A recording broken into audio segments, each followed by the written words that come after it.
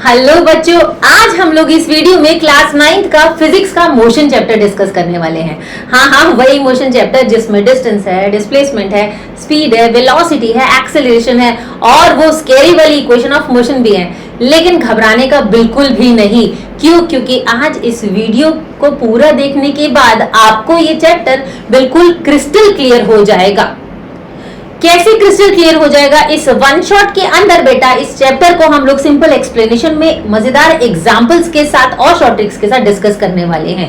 Alright, तो जल्दी से रेडी हो जाओ क्योंकि मोशन आप बिल्कुल भी मुश्किल नहीं, बहुत ही आसान होने वाला है। ठीक है, तो जल्दी से नोटबुक और पेन लेके बैठ जाओ और हम लोग स्टार्ट करते हैं आज की क्लास। तो सबसे पहले हम लोग देख लेते हैं कि भाई टॉपिक्स हमको इस चैप्टर में क्या क्या पढ़ने हैं। बहुत इंपॉर्टेंट चैप्टर है क्योंकि फिजिक्स का 9th क्लास का फर्स्ट चैप्टर है ये आपका मोशन। उसके बाद आ जाता है force and laws of motion, उसके बाद आ जाता है ग्रेविटेशन, उसके बाद आ जाता है वर्क एंड एनर्जी। ठीक है, उसके बाद आ जाता है साउंड। तो ये सारे चैप्टर कहीं ना कहीं इस पर बेस्ड है। अगर ये समझ नहीं आया ना आपको तो आगे चैप्टर्स में बहुत प्रॉब्लम होने वाली है, इसीलिए प्लीज इस वीडियो को लास्ट तक देखना।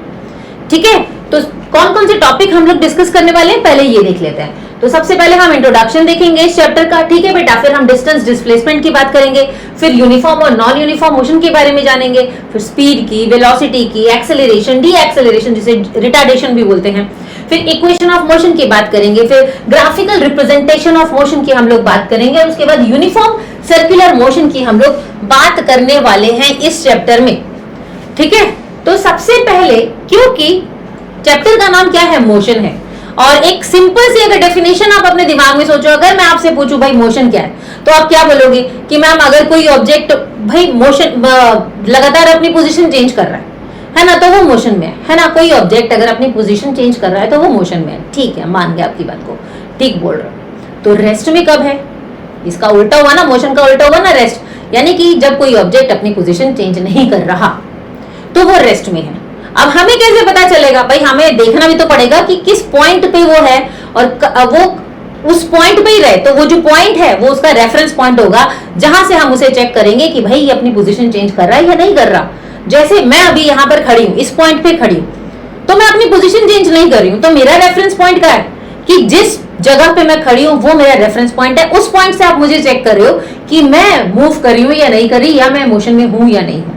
ठीक है, अब जैसे ये बच्चा है, इस बच्चे का रेफरेंस पॉइंट क्या है बेटा? ये चेयर इसका रेफरेंस पॉइंट है। इस रेफरेंस पॉइंट की वजह से आप चेक कर पा रहे हो कि ये बच्चा मोशन में है या नहीं है।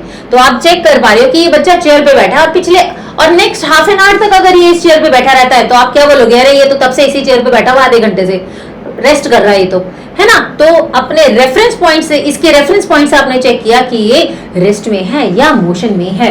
बात समझ आई? तो डेफिनेशन क्या होंगी इसकी सिंपल सी लैंग्वेज में अगर हम देखें, a body is said to be in a state of rest, कि भाई एक बॉडी स्टेट ऑफ रेस्ट में बोली जाएगी कब?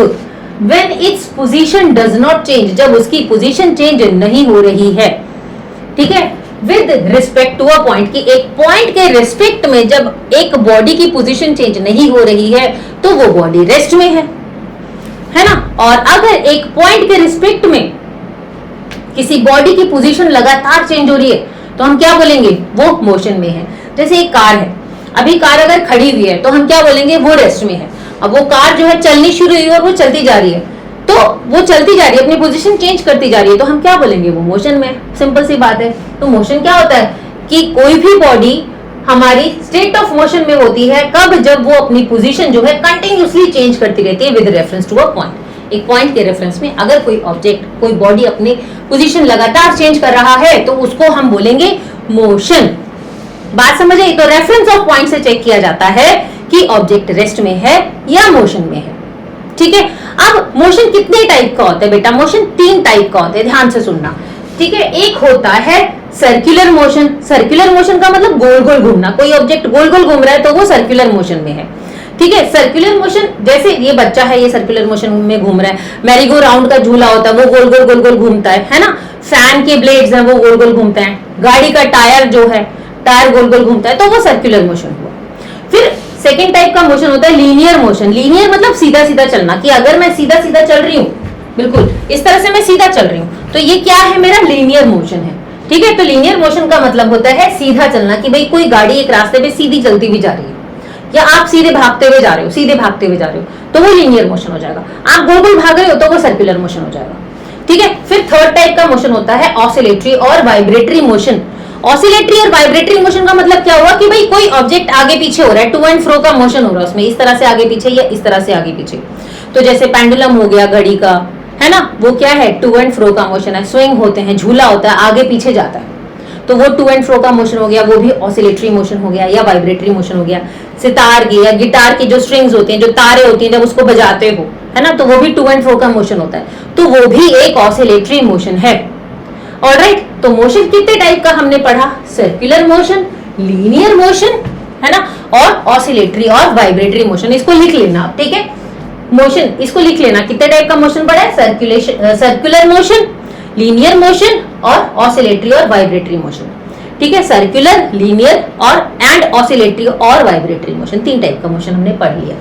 अब कोई ऑब्जेक्ट भाई मूव कर रहा है ना, कोई ऑब्जेक्ट मोशन में है, तो हमें 2 तरह की क्वांटिटीज मिल रही हैं। एक में सिर्फ हमारे पास क्या मिल रही है, हमें उसकी क्वांटिटी मिल रही है कि भाई मात्रा मिल रही है, ठीक है, कि कितना मोशन हुआ है, 10 किलोमीटर का मोशन हुआ है, या घड़ी चल रही है, घड़ी भी तो चल रही है तो मोशन में है ना, 5 बजे हैं, 10 बजे हैं।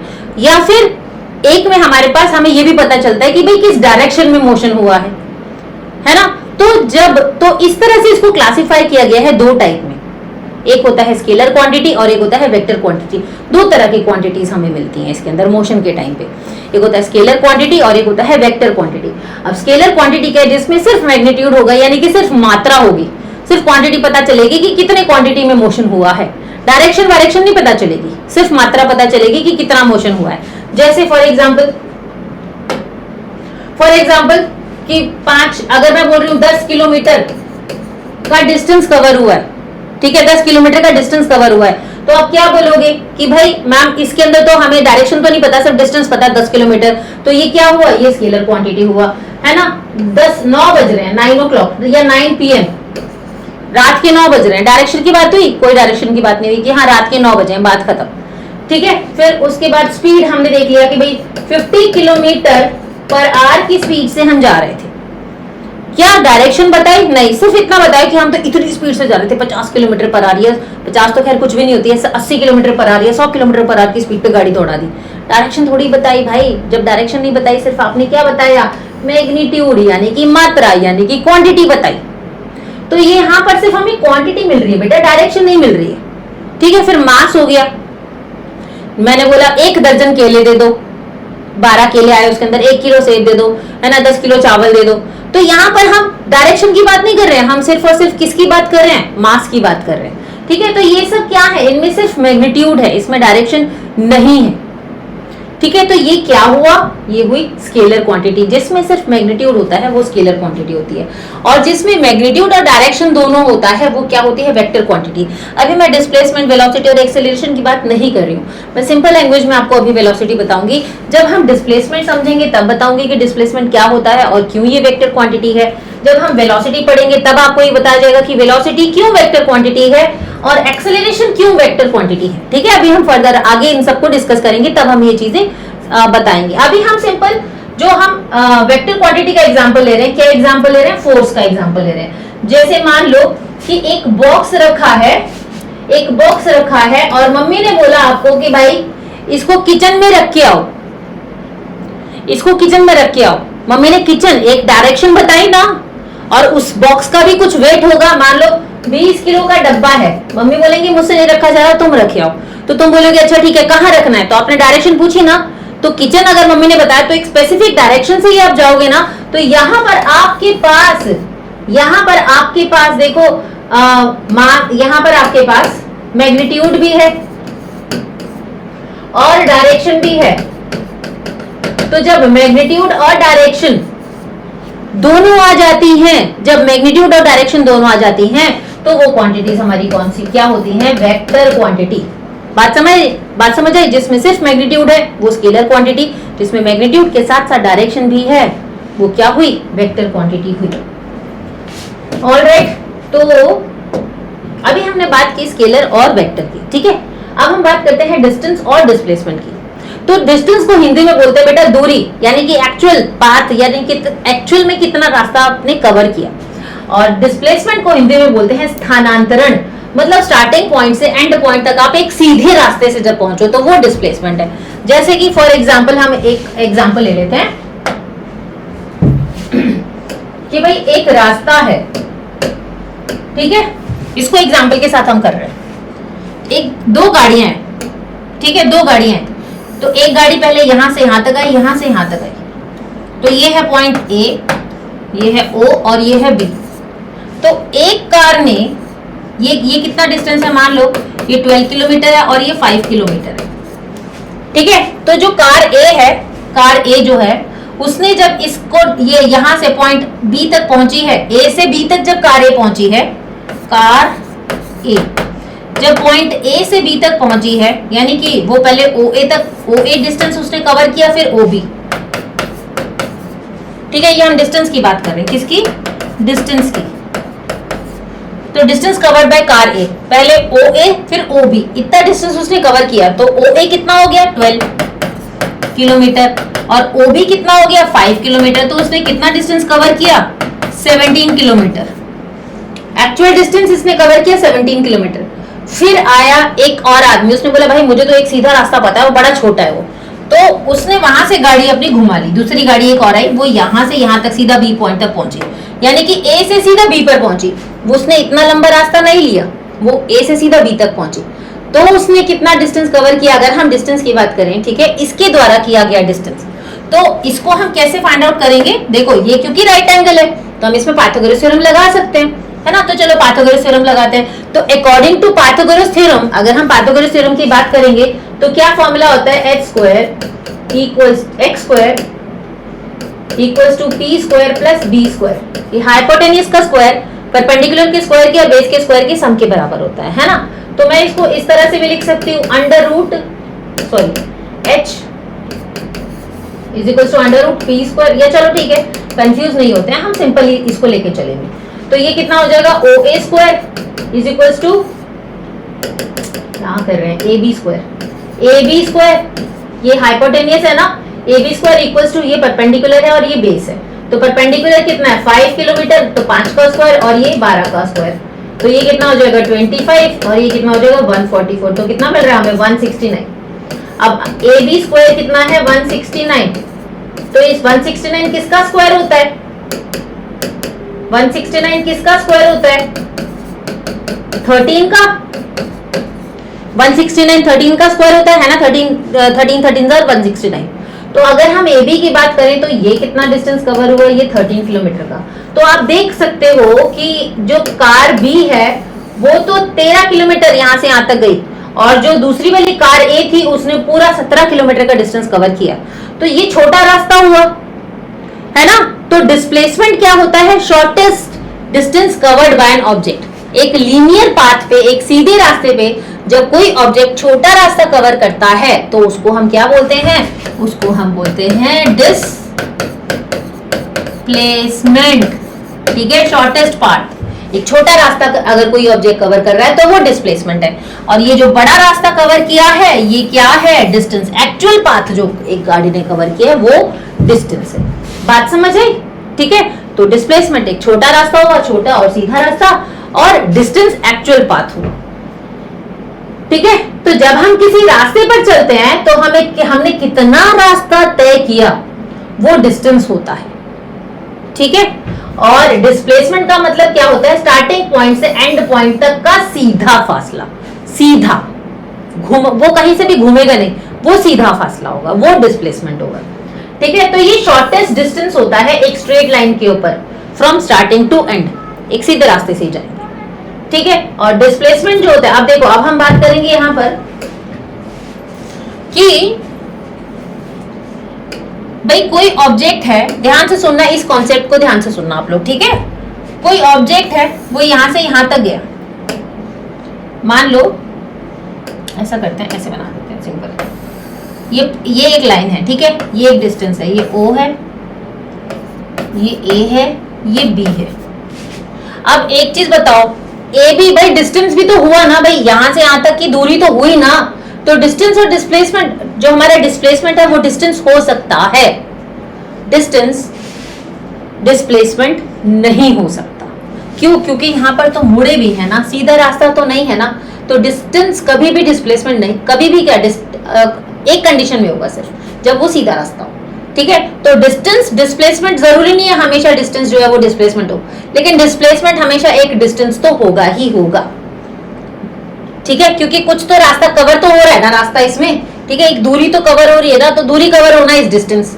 ठीक है, तो डिस्प्लेसमेंट डिस्टेंस हो सकता है, लेकिन डिस्टेंस डिस्प्लेसमेंट हो ऐसा कोई जरूरी नहीं। अब ध्यान से सुनना, इस कॉन्सेप्ट को आपको ध्यान से सुनना है। ठीक है, अगर मान लो OA तक का डिस्टेंस है 3 किलोमीटर और OB का डिस्टेंस है 2 किलोमीटर। ठीक है, अब एक कार जो है, अगर मैं बोलूं OA तक गई तो उसने एक डिस्टेंस भी कवर किया और डिस्प्लेसमेंट भी कवर किया, डिस्टेंस भी है और डिस्प्लेसमेंट भी है। अगर कार जो है पहले O से A तक गई तो उसने 3 किलोमीटर का डिस्टेंस कवर किया, अब A से O तक आई है तो उसने वापस से 3 किलोमीटर का डिस्टेंस कवर किया। ठीक है, पहले यहां से यहां तक गई तो 3 किलोमीटर, फिर यहां से वापस O तक आई तो 3 किलोमीटर, तो टोटल जाना आना 6 किलोमीटर डिस्टेंस हो गया। ठीक है, जाना आना 6 किलोमीटर हो गया। फिर उसके बाद यहां से फिर यहां पर भी आई, B तक आई, O से B तक आई, तो 2 किलोमीटर का डिस्टेंस और हो गया। तो अगर मैं टोटल डिस्टेंस की बात करूंगी बेटा,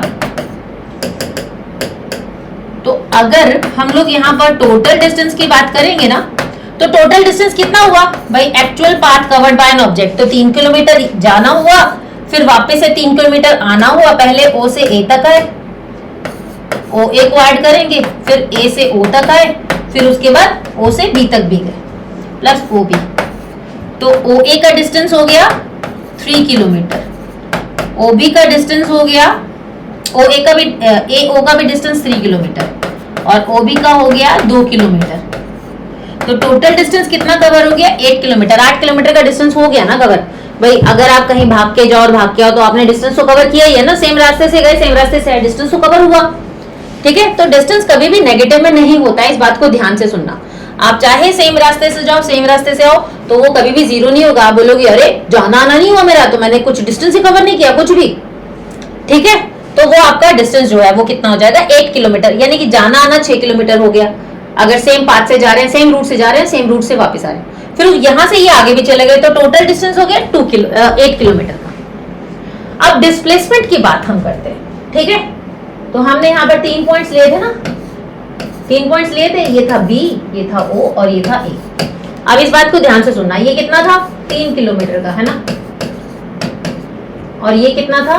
2 किलोमीटर। अब कोई ऑब्जेक्ट डिस्प्लेसमेंट की मैं बात कर रही हूं कि अगर मैं यहां से यहां गई, ठीक है, फिर मैं यहां से वापस से इस पॉइंट पे आई, तो मेरा डिस्प्लेसमेंट 0 हो जाएगा। स्थानांतरण मतलब मैंने अपना स्थान बदला ही नहीं, मैं वापस से अपनी उसी जगह पर आ गई। स्थानांतरण मतलब स्थान को बदलना, जगह को बदलना। तो मैंने अपनी जगह बदली नहीं भाई, मैं जहां पर थी मैं वहीं पर आ गई ना। डिस्प्लेसमेंट का मतलब स्थानांतरण बताया था अभी, यानी कि स्थान बदलना। तो भाई मैं सीधी गई है ना, और सीधी वापस आ गई, तो क्या मैंने अपना स्थान बदला? नहीं बदला, है ना। तो यहां पर मेरा डिस्प्लेसमेंट हो गया 0, कि जिस जगह से अगर मैं 3 किलोमीटर O से A तक जाऊं, फिर A से O तक वापस आऊं, तो मेरा डिस्प्लेसमेंट कितना हो जाएगा बेटा? तो मेरा डिस्प्लेसमेंट कितना हो जाएगा? 0 किलोमीटर, या 0 हो जाएगा डिस्प्लेसमेंट, किलोमीटर नहीं 0। डिस्प्लेसमेंट कितना हो जाएगा? 0। मैं डिस्प्लेस हुई ही नहीं, मैंने अपनी जगह बदली ही नहीं, मैं उस जिस जगह पे गई थी उसी जगह पे वापस आ गई, मैंने जगह नहीं बदली, तो मेरा डिस्प्लेसमेंट हो गया 0। हाँ, अगर सिर्फ यहां से यहां तक जाते तो हम कहते इसका डिस्प्लेसमेंट हुआ 3 किलोमीटर का। ठीक है, लेकिन यहां से जाके वापस यहीं आ जाना, उसी पॉइंट पे आ जाना, डिस्प्लेसमेंट 0 हो जाएगा। अब इस पॉइंट पे आके ये पीछे की तरफ गया, ठीक है, यहां से आके ये पीछे की तरफ गया, तो हम क्या बोलेंगे? जैसे हमने यहां पर बोला था इसमें माइनस होता है, तो 3 किलोमीटर माइनस 3 किलोमीटर कितना हो गया था? 0। अब हम 0 - 2 करेंगे तो हमें कितना मिलेगा? -2 किलोमीटर। तो यहां से डिस्प्लेसमेंट जो है वो कितना हो जाएगा? -2 किलोमीटर का। तो डिस्प्लेसमेंट नेगेटिव भी हो सकता है, पॉजिटिव भी हो सकता है। ठीक है, लेकिन जो डिस्टेंस होता है वो हमेशा सिर्फ और सिर्फ पॉजिटिव ही होता है, ये बात ध्यान रखना। डिस्टेंस जो है ये हमेशा पॉजिटिव ही रहेगा, and displacement could be positive और नेगेटिव, इट कुड, दोनों पॉसिबिलिटीज हैं, नेगेटिव भी हो सकता है, पॉजिटिव भी हो सकता है। ठीक है, क्या कोई डाउट? समझ आया अच्छे से? दोनों में डिफरेंस समझ आया? तो डिस्टेंस और डिस्प्लेसमेंट हमारा सेम हो सकता, डिस्प्लेसमेंट और डिस्टेंस हमारा कब सेम होगा? अगर वो लीनियर पाथ पे हो। ठीक है, अगर कोई ऑब्जेक्ट सीधा जा रहा है तो उसका डिस्टेंस भी सेम होगा। अगर 3 किलोमीटर चला है यहां से ए से बी तक, तो डिस्टेंस कितना हुआ? 3 किलोमीटर, और डिस्प्लेसमेंट भी कितना हुआ? 3 किलोमीटर, क्योंकि सीधा ही गए हैं। ठीक है, बात समझ आई? और अगर वापस आए हैं तो डिस्टेंस कितना हुआ? 3 + 3 6 किलोमीटर। डिस्टेंस कितना हुआ बेटा? टोटल डिस्टेंस 6 किलोमीटर, क्योंकि 3 किलोमीटर गए और 3 किलोमीटर आए, तो टोटल डिस्टेंस हो गया 6 किलोमीटर। और डिस्प्लेसमेंट कितना हो जाएगा? जल्दी से बताओ, डिस्प्लेसमेंट कितना हो जाएगा? 0। कोई स्थान नहीं बदला, कोई पोजीशन नहीं बदली, जिस जगह से गए थे उसी जगह पे वापस आ गए, तो पोजीशन थोड़ी चेंज हुई, पोजीशन तो वहीं रही।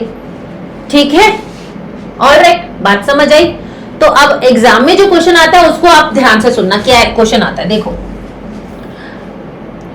जैसे कि मैंने बोला कि डिस्टेंस जो होता है हमेशा पॉजिटिव में होता है। ठीक है, तो मैंने अभी यहां पर बताया कि भाई यहां से ए से बी तक गए तो डिस्टेंस भी सेम रहा हमारा, है ना? डिस्टेंस हमारा कितना हुआ था? डिस्टेंस यहां पर हुआ था 3 किलोमीटर, और डिस्प्लेसमेंट कितना हो गया था? 0 किलो, डिस्प्लेसमेंट भी 3 किलोमीटर, है ना? यहां से यहां तक गए थे, सिर्फ अभी यहां से यहां तक जाने की बात है। तो हमने देखा डिस्टेंस और डिस्प्लेसमेंट हमारे सेम है। डिस्टेंस को मैं कैपिटल डी से रिप्रेजेंट कर रही हूं और डिस्प्लेसमेंट को मैं स्मॉल डी से, ये समझ लेना अभी फिलहाल के लिए। डिस्टेंस को कैपिटल डी से और डिस्प्लेसमेंट को स्मॉल डी से। तो यहाँ पर हमने देखा भाई डिस्टेंस और डिस्प्लेसमेंट दोनों 3-3 किलोमीटर है, तो एक कंडीशन हमने क्या निकाली, एक कंक्लूजन क्या निकाली कि डिस्टेंस और डिस्प्लेसमेंट इक्वल हो सकते हैं। हो सकते हैं, हमेशा नहीं लेकिन हो सकते हैं। दूसरा, अब यहां से ऑब्जेक्ट गया और वापस आया, तो अब सेकंड ये केस 1 है हमारा। ठीक है, ये केस 1 है। अब केस 2 की अगर मैं बात करूंगी, केस 2 के कि भाई ऑब्जेक्ट ए से बी तक गया तो बी से ए तक वापस आया, तो यहां पर डिस्टेंस उसने कितना कवर किया? जल्दी बताओ। यहां से 3 और वापस आया 3, तो 3 + 3 कितना हो गया? 6 किलोमीटर। हुआ नहीं हुआ? हुआ ना? तो यहां पर डिस्टेंस तो हो गया हमारा 6 किलोमीटर, और डिस्प्लेसमेंट कितनी हो गई? क्या यहां पर कोई स्थान बदला है? पोजीशन चेंज हुई या नहीं हुई? पोजीशन चेंज है ना, इसको हम ऐसे लिखते हैं। तो क्या यहाँ पर पोजीशन चेंज हुई या नहीं हुई है? जहां पर भाई जिस जहां से गए थे वहां पे वापस आ गए, स्थान नहीं बदला उसने अपना, उसी स्थान पर वापस आ गया। तो 3 किलोमीटर - 3 किलोमीटर कितना डिस्प्लेसमेंट हुआ? 0 का। तो अब हमने क्या देखा कि डिस्टेंस ज्यादा है डिस्प्लेसमेंट से, एक ये भी कंडीशन आ गई हमारे पास कि भाई distance is greater then displacement, एक ये कंडीशन आ गई। थर्ड केस देख लेते हैं कि भाई अब ऑब्जेक्ट जो है वो यहां से पीछे की तरफ आया है, भाई पीछे की तरफ आया एक पॉइंट सी पर, जो कि कितना दूर है? ये 2 किलोमीटर के डिस्टेंस पर है। ठीक है, यहां से यहां तक का कितना डिस्टेंस है? 2 किलोमीटर का। ठीक है, तो अब केस 3 के अकॉर्डिंग अगर हम देखेंगे तो यहां पर बेटा हमारा डिस्टेंस कितना कवर हुआ कि भाई पहले 3 गए थे फिर 3 आए, तो टोटल डिस्टेंस 6 था ना, तो 6 किलोमीटर में हमने 2 किलोमीटर और ऐड कर लिया, तो कितना डिस्टेंस हुआ? 8 किलोमीटर का, है ना? और डिस्प्लेसमेंट कितनी हुई हमारी? डिस्प्लेसमेंट कितनी हुई हमारी अगर हम देखेंगे तो यहां पर 0 था, -2 किलोमीटर, तो कितना हो जाएगा? -2 किलोमीटर, है ना? तो अभी भी हमने क्या कंक्लूजन निकाला कि distance is greater then displacement. अगर वापस भी जा रहा है, ये +8 मिल रहा है और ये -2 मिल रहा है, तो हमें 3 केसेस मिले। तो इन केसेस के अकॉर्डिंग इसको नोट करते जाना आप लोग, ठीक है? ये 3 केसेस मिले, तो इन 3 केसेस के अकॉर्डिंग अगर हम लोग देखें तो हमने क्या कंक्लूजन निकाला? हमने ये कंक्लूजन निकाला कि भाई ये देखो, ये असर्शन रीजन में क्वेश्चन पूछते हैं तो इसको ध्यान से सुनना कि डिस्टेंस जो है वो हमेशा ग्रेटर देन और इक्वल टू 0 होगा, या तो बड़ा होगा या बराबर हो सकता है। Sorry, not zero, distance is always greater than equal to displacement, गलती से बोल दिया था 0 फ्लो में, ठीक है? तो डिस्टेंस जो है वो हमेशा यानी कि बड़ा भी हो सकता है डिस्प्लेसमेंट से और बराबर भी होगा, लेकिन छोटा कभी नहीं होगा। तो डिस्टेंस इज ग्रेटर देन और इक्वल टू डिस्प्लेसमेंट, ये इसको समझ लो, ठीक है, समझ आ गया। Distance is greater than equal to displacement, ठीक है। तो अब यहां पर हमारे पास दो कंडीशन आती है। पहली कंडीशन क्या आएगी बेटा, फर्स्ट कंडीशन क्या होगी, अगर मैं डिस्प्लेसमेंट को यहां ले आऊं, मैं लिख देती हूं यहां पर ताकि आपको कोई कंफ्यूजन ना हो। यहां पर है distance greater than equal to displacement, ठीक है, दिख रहा है ना। तो ये डिस्टेंस है, ये डिस्प्लेसमेंट है। अब मैंने क्या किया, डिस्प्लेसमेंट को नीचे ले आई डिस्टेंस के पास, तो ये डिवाइड हो जाएगा। तो कितना मिल जाएगा हमको, डिस्टेंस अपॉन डिस्प्लेसमेंट, है ना। और ये साइन जो है ये एज इट इज रहेगा, तो यहां कुछ नहीं है, तो यहां क्या बचा, 1। तो ratio between distance and displacement, ध्यान से सुनना।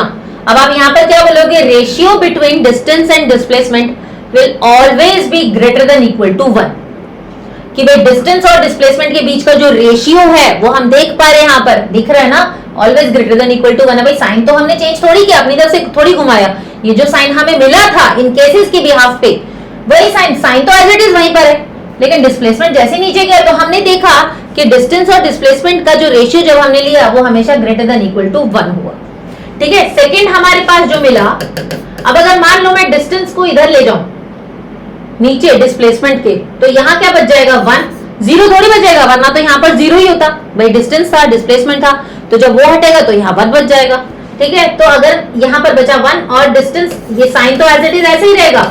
अब हमारे पास यहां पर कंडीशन लेकिन दूसरी हो गई। क्या कंडीशन हो गई यहां पर, ये डिस्प्लेसमेंट है, डिस्टेंस नीचे आ गया, तो हमने क्या देखा, हमने देखा ratio between displacement and distance is always smaller than equal to 1, ठीक है। डिस्प्लेसमेंट और डिस्टेंस का रेशियो, ध्यान से सुनना, डिस्प्लेसमेंट छोटा होता है ना या बराबर होता है ना डिस्टेंस के, तो डिस्टेंस और डिस्प्लेसमेंट का ratio smaller than equal to 1 है, और डिस्टेंस एंड डिस्प्लेसमेंट का ratio greater than equal to 1 है। ये दो आपको समझने हैं, याद करने हैं। असर्शन रीजन में भी पूछ सकते हैं ये क्वेश्चन, या 2 मार्कर्स में भी आ सकता है, तो इस बात को समझ लो, इसको नोट डाउन कर लेना, ठीक है। Displacement is greater than equal to distance, तो फिर उसके बाद क्या किया, ये साइन तो एज इट इज ही चल रहा है हमारा, जब ये वैल्यू इधर जा रही है तो जो भी वैल्यू नीचे जा रही है तो वहां पर 1 बच रहा है, उसके अकॉर्डिंग आप चेक कर सकते हैं, ठीक है। तो वीडियो को पॉज करके नोट डाउन जरूर कर लेना।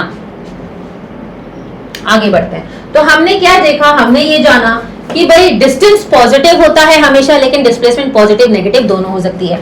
डिस्प्लेसमेंट क्या है, डिस्प्लेसमेंट स्थानांतरण है, अपनी पोजीशन चेंज कर रहा है। कोई ऑब्जेक्ट अगर एक लीनियर पाथ में, ठीक है, शॉर्टेस्ट डिस्टेंस कवर कर रहा है कोई ऑब्जेक्ट लीनियर पाथ में, तो उसको हम क्या बोलते हैं, डिस्प्लेसमेंट।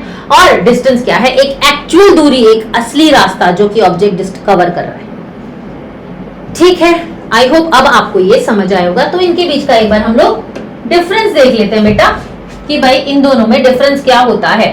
तो डिस्टेंस अब तो समझ आ गया होगा। भाई डिस्टेंस की डेफिनेशन लिख सकते हो, length of actual path travelled bye an object, की भाई इस पेड़ से इस पेड़ तक जाना, तो भाई कोई भी घूम के भी आ रहा है तो वो डिस्टेंस कवर कर रहा है। लेकिन अगर कोई सीधा आ रहा है तो उसको हम डिस्टेंस भी बोल सकते हैं, डिस्प्लेसमेंट भी बोल सकते हैं। तो डिस्प्लेसमेंट क्या है, शॉर्टेस्ट लेंथ बिटवीन, जहां से आपने शुरू किया है उसको इनिशियल बोलते हैं, और जहां पर खत्म किया है उसको फाइनल बोलते हैं। जहां से पॉइंट ए से शुरू किया है तो ये इनिशियल पॉइंट होगा, और पॉइंट बी तक खत्म किया है, जहां पर खत्म किया है वो फाइनल होता है। तो इनिशियल पॉइंट और फाइनल पॉइंट के बीच का जो शॉर्टेस्ट डिस्टेंस होता है, एक स्ट्रेट पाथ होता है, लीनियर पाथ होता है, सीधा रास्ता होता है, वो क्या है, डिस्प्लेसमेंट है। और डिस्टेंस क्या है, actual path covered by an object, ठीक है। उसके बाद हमने देखा डिस्टेंस क्या है, क्योंकि हम सिर्फ बात कर रहे हैं किसकी बात कर रहे हैं यहाँ पर, किलोमीटर्स की, कि भाई किलोमीटर है या मीटर है ना। हम कोई पर्टिकुलर डायरेक्शन की तो बात नहीं करें ना। अब ए से बी तक जाना, वो किसी भी रास्ते से हम चले जाएंगे, सीधी सी बात, ठीक है। तो ये क्या होती है, ये एक स्केलर क्वांटिटी होती है, क्योंकि इसमें सिर्फ मैग्नीट्यूड होगा, इसमें डायरेक्शन नहीं होगी। लेकिन यहाँ पर डायरेक्शन दी जाएगी, जैसे बताया जाएगा कि वहां से उस रास्ते से जाना, ठीक है, वो सीधा रास्ता आपको वहां तक जाएगा, तो आपने डायरेक्शन भी दे दी और डिस्टेंस भी हो गया आपके पास। तो जिसमें हमारे पास मैग्नीट्यूड और डायरेक्शन दोनों हो, इसमें डिस्टेंस भी है, ठीक है, और डायरेक्शन भी है। डिस्प्लेसमेंट में हमारे पास डिस्टेंस भी है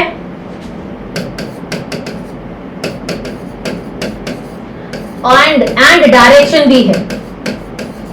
तो जब हमारे पास डिस्टेंस और डायरेक्शन दोनों है तो वो क्या कहलाएगा, वो कहलाएगा डिस्प्लेसमेंट, ठीक है। तो उसको हम क्या बोलेंगे, डिस्प्लेसमेंट क्या होता है हमारा, वेक्टर क्वांटिटी, ठीक है। अभी हमने बात की थी यहाँ पर कि जो डिस्टेंस होता है रिमेन पॉजिटिव, हमेशा पॉजिटिव रहता है, कभी जीरो नहीं हो सकता। हमने 3 केसेस अभी पीछे किए थे, है ना। तो डिस्टेंस कभी भी जीरो नहीं हो सकता और हमेशा पॉजिटिव रहता है, लेकिन डिस्प्लेसमेंट हमारा जीरो भी हो सकता है, पॉजिटिव भी हो सकता है और नेगेटिव भी हो सकता है। ऑलराइट, ठीक है, समझ आ गया। अच्छा, अगर कोई ऑब्जेक्ट लीनियर पाथ से ट्रेवल कर रहा है तो डिस्टेंस और डिस्प्लेसमेंट दोनों सेम होंगे, ठीक है। अगर कोई ऑब्जेक्ट लीनियर पाथ पे चल रहा है तो हमारा डिस्टेंस और डिस्प्लेसमेंट सेम होगा, लेकिन displacement can be equal to distance और या तो इक्वल होगा डिस्टेंस के, डिस्प्लेसमेंट या उससे छोटा होगा, लेकिन कभी भी डिस्टेंस से बड़ा नहीं हो सकता डिस्प्लेसमेंट। आई होप अब आपको ये कॉन्सेप्ट समझ आ चुका होगा, है ना। चलो आगे बढ़ जाते हैं अब हम लोग। तो बेटा एक हमारे पास यहाँ पर एग्जाम्पल है, एक न्यूमेरिकल है, वो हम लोग डिस्कस कर लेते हैं। A body travels in a semi circular path, एक बॉडी है वो सेमी सर्कुलर पाथ पे ट्रेवल कर रही है, ठीक है। जैसे ये दिख रहा है हमको, सेमी सर्कुलर पाथ पे वो घूम रही है और उसका रेडियस कितना है, 10 मीटर। रेडियस कितना है यहां से यहां तक का, 10 मीटर, ठीक है।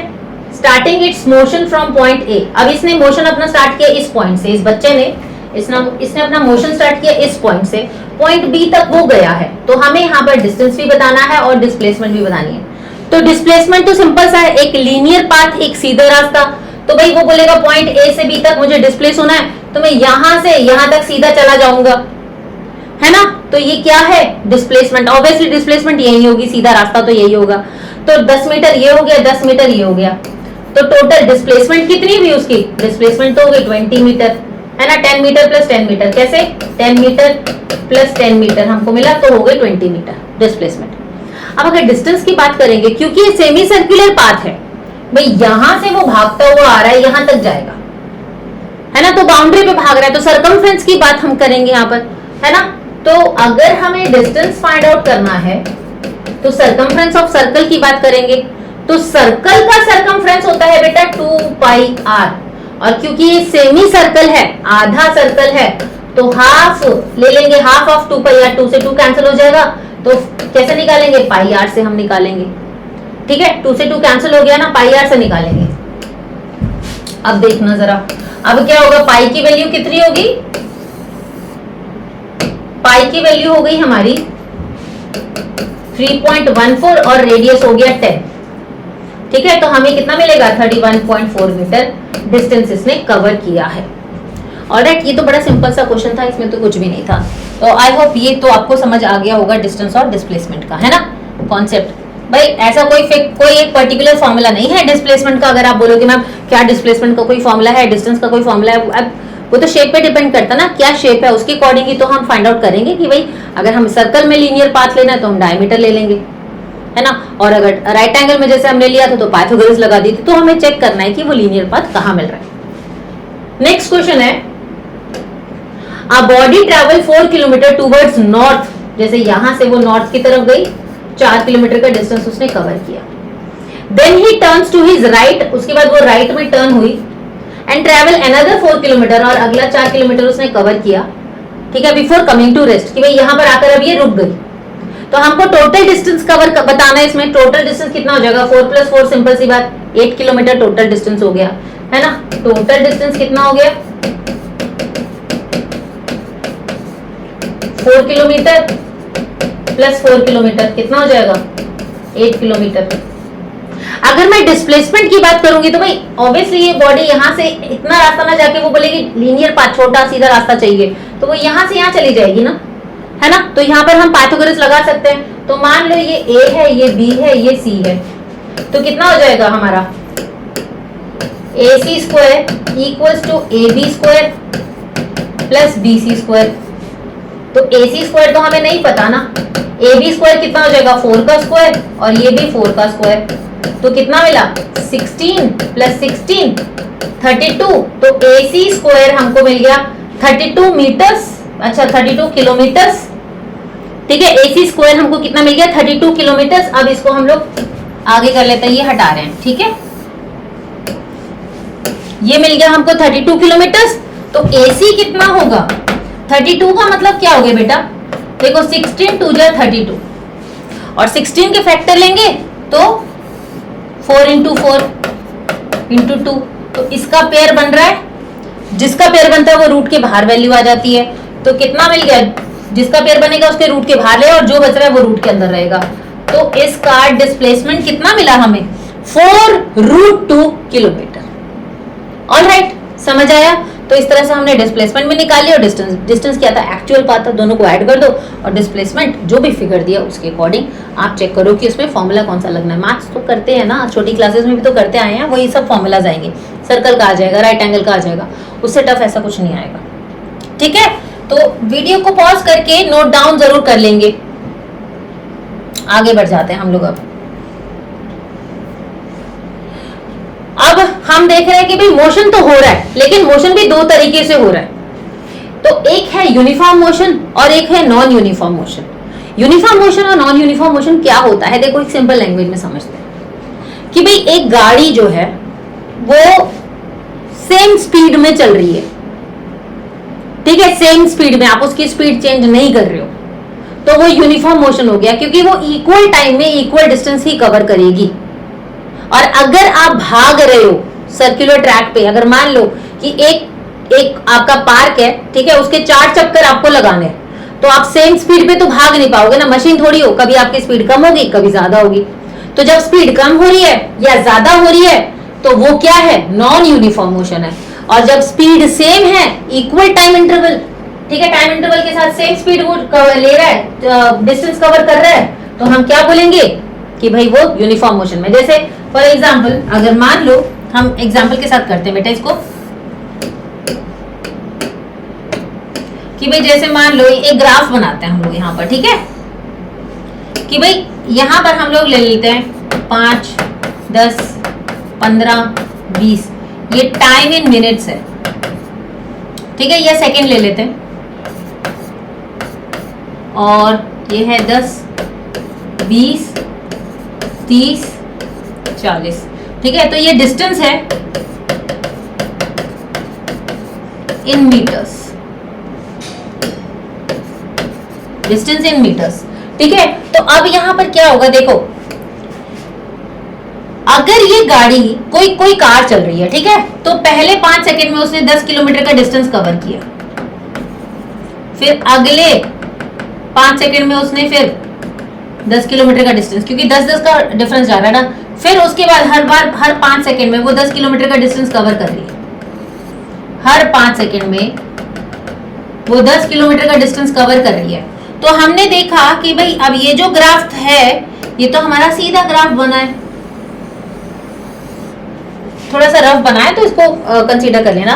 तो इक्वल डिस्टेंस की भाई हर 5 सेकंड में वो 10-10 मीटर का डिस्टेंस कवर कर रही है कार, उसकी स्पीड चेंज नहीं हुई है, तो equal distance in equal interval of time, वो क्या है, यूनिफॉर्म मोशन, वो क्या है, यूनिफॉर्म मोशन।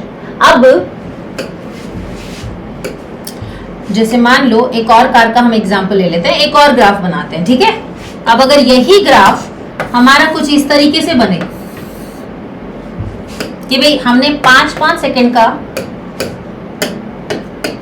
ये भी 5 है 10 है 15 है 20 है, तो ये क्या है, टाइम इन सेकेंड्स, और ये डिस्टेंस इन मीटर, तो ये हो गया 10, ये हो गया 20, ये हो गया 30, ये हो गया 40 और ये हो गया 50। तो ये क्या है, डिस्टेंस इन मीटर्स, ठीक है। तो अब पहले 5 सेकंड में उसने मान लो इतना डिस्टेंस कवर किया, कुछ 6 के आसपास का डिस्टेंस कवर किया, 6 मीटर के पहले 5 सेकंड में, और उसके बाद अगले 5 सेकंड में उसने कितना कवर किया, मान लो 10 मीटर का, फिर उससे अगले 5 सेकंड में मान लो उसने इतना डिस्टेंस कवर किया यहाँ पर, ठीक है। एक ये कवर किया,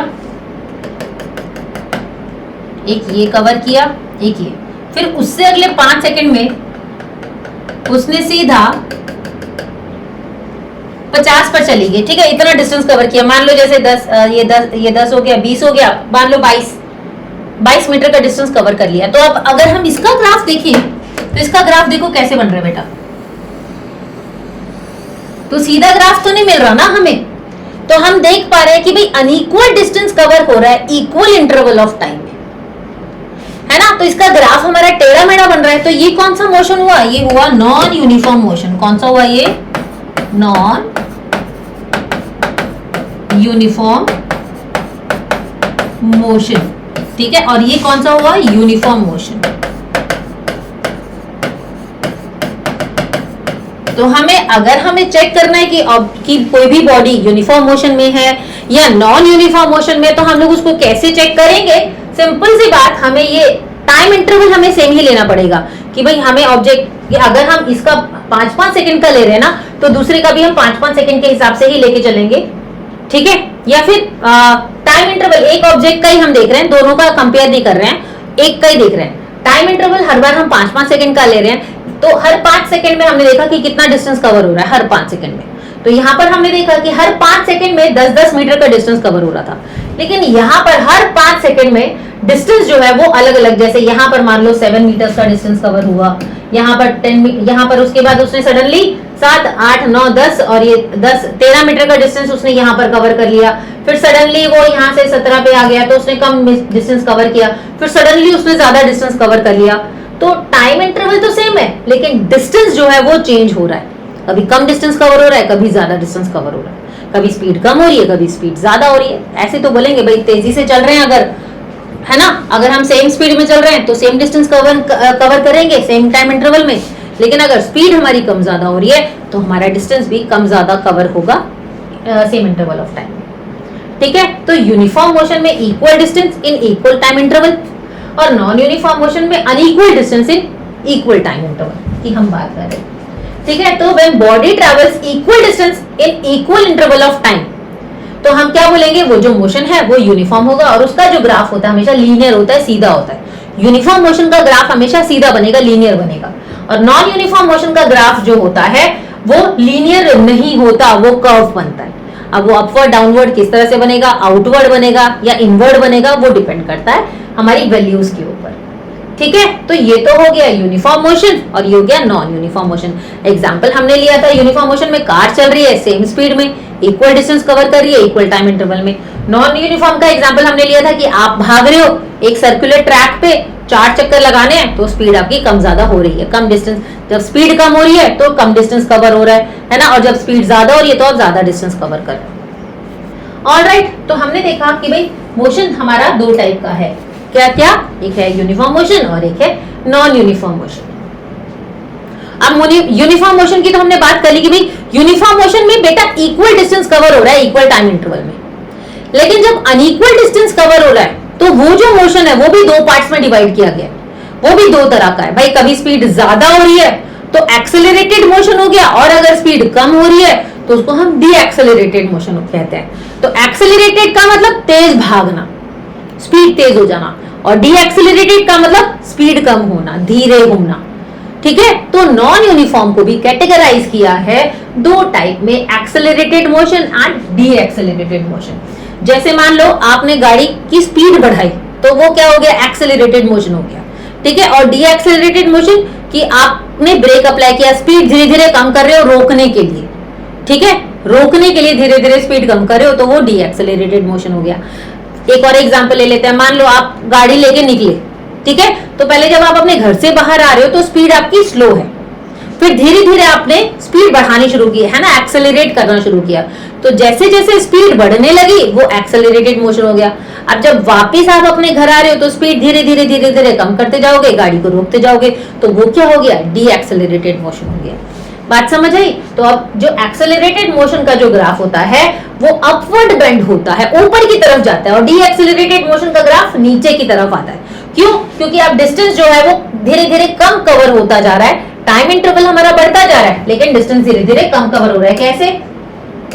जैसे अगर हम यहाँ की बात करें कि भाई अगर मान लो ये है 5, 10, 15, 20, ये टाइम है हमारा सेकेंड्स में, और ये डिस्टेंस है 10, 20, 30, 40, 50, 40, 50, ठीक है। ये डिस्टेंस है हमारा मीटर में। कि मान लो, अब वो तो ऑब्वियसली अगर गाड़ी धीमी होगी तो भाई कोई तो स्पीड उसने पकड़ रखी होगी, उसी से तो धीरे धीरे कम होगी ना। तो मान लो पहले 50 मीटर की स्पीड से गाड़ी चल रही थी, ठीक है। अब धीरे धीरे कम होने लगी कि अब हर 5 सेकेंड में जो है 10-10 मीटर कम होने लगा। कि पहले 5 सेकेंड में वो धीमे हो गई, ठीक है, 50 पे थी, फिर अगले 5 सेकेंड में वो 40 पे हो गई, फिर अगले 5 सेकेंड में वो 30 पे हो गई, फिर अगले 5 सेकेंड में 20 पे, और उसके बाद वो धीरे धीरे 10 पे आ गई। तो इस तरह से हमने देखा कि टाइम के साथ साथ धीरे धीरे स्पीड जो है, डिस्टेंस जो है वो कम होता जा रहा है, ठीक है। धीरे धीरे कम डिस्टेंस जैसे जैसे रोकते जा रहे हैं, तो टाइम तो हमारा जा रहा है सेम इंटरवल में हम चेक कर रहे हैं, लेकिन स्पीड जो है, डिस्टेंस जो है वो कम कवर हो रहा है। तो स्पीड धीमी हुई तो डिस्टेंस भी कम कवर होने लगा। बात समझ आई, ठीक है। तो हमने देखा कि नॉन यूनिफॉर्म मोशन को हमने कैटेगराइज किया 2 पार्ट में, accelerated and D accelerated motion. Accelerated का मतलब तेजी से दौड़ना, है ना, और तेजी से भागना या स्पीड तेज होना। एक्सेलरेटेड का मतलब सिंपल तेज होना, और डी एक्सेलरेटेड को रिटार्डेशन भी बोलते हैं, ठीक है, जिसमें स्पीड कम होना इज डी एक्सेलरेशन। ऑलराइट, तो हमने अभी बात की यूनिफॉर्म और नॉन यूनिफॉर्म मोशन की, एक्सेलरेशन की बात की, जिसमें हमने स्पीड की बात की। तो जब हम स्पीड की बात कर रहे थे पीछे, तो हमने डिस्टेंस और टाइम लिया था, बात की थी ना स्पीड में। जैसे हमने यहाँ पर बोला था कि भाई स्पीड हमें कैसे पता चलेगी कम है या तेज है, कि अगर हम कम समय में ज्यादा डिस्टेंस कवर कर रहे हैं तो स्पीड तेज है, और अगर कम समय में अगर ज्यादा समय में कम डिस्टेंस कवर किया तो स्पीड धीरे है। जैसे मान लो आपको यहां से कहीं जाना है, 10 किलोमीटर का डिस्टेंस है, ठीक है, 2 गाड़ियां गई। एक गाड़ी जो है वो 10 किलोमीटर का डिस्टेंस उसने आधे घंटे में कवर कर लिया, और दूसरी गाड़ी जो है वो 1.5 घंटे में पहुंची। तो आप क्या बोलोगे, अरे हम तो आधे घंटे में पहुंच गए, हम तो बड़ी तेज स्पीड से लेके आए, है ना। और दूसरा बोलेगा हमें तो 1.5 घंटा लग गया, धीरे धीरे लेके आए, है ना। यानी कि स्पीड कम थी। जब स्पीड कम थी तो डिस्टेंस भी कम कवर हो रहा था, जिससे कि टाइम ज्यादा लग गया पहुंचने में, ठीक है। तो स्पीड क्या होता है बेटा, हम कैसे फाइंड आउट करते हैं कि भाई कितना डिस्टेंस कितने टाइम इंटरवल में कवर किया है, वही स्पीड है। आप जैसे बोलोगे भाई मैं यहां से वहां तक भागा, उस पॉइंट तक भागा, और मैंने वो यहां से वहां तक मैं 2 मिनट में पहुंच गया, तो यहां से वहां तक क्या हो गया डिस्टेंस, और 2 मिनट क्या हो गया टाइम, है ना। तो आपने एक डिस्टेंस कवर किया है एक टाइम इंटरवल में, वो क्या हो जाएगी, स्पीड हो जाएगी, सिंपल सी बात, ठीक है। और दूसरा बोलेगा अच्छा मुझे तो यहां से वहां तक जाने में यार इतना टाइम लग जाता है, तो कोई तेज भाग रहा है कोई धीरे भाग रहा है, तो एक डिस्टेंस कवर हो रहा है एक सर्टेन टाइम इंटरवल में, वो ही क्या है, स्पीड है। तो स्पीड क्या होती है, ध्यान से सुनो, the measurement of distance travelled by a body per unit time. Unit क्या है, यूनिट टाइम मतलब भाई वो सेकंड में भी हो सकता है, वो आर भी हो सकता है। यूनिट लगाते हैं ना हम एक न्यूमेरिक वैल्यू के साथ, एक मैग्नीट्यूड के साथ एक हम यूनिट लगाते हैं ना, कि मैंने बोला 2 तो आप बोलोगे 2 क्या मैम, मैं बोलूंगी सेकेंड, लगा दी यूनिट, तो पर यूनिट टाइम के हिसाब से। फिर मैंने बोला 2 तो आप बोलोगे 2, अब 2 क्या, मैं बोलूंगी आर, है ना। तो यहाँ पर यूनिट लगा रहे हैं हम, ठीक है। तो पर यूनिट टाइम में कि हम देखेंगे कि सेकंड में कर रहे हैं या आर में कर रहे हैं, तो पर यूनिट टाइम में कितना डिस्टेंस कवर हो रहा है, वही स्पीड है। बात समझ आई। तो स्पीड की ऐसा यूनिट क्या होती है बेटा, मीटर पर सेकंड, ठीक है, मीटर पर सेकंड ऐसा यूनिट होती है। और जब दूसरा करते हैं तो किलोमीटर पर आवर। जब मीटर में करेंगे तो टाइम सेकंड में होना चाहिए, और अगर किलोमीटर में डिस्टेंस देख रहे हैं तो टाइम जो है वो हमारा आर में होना चाहिए। ऑलराइट,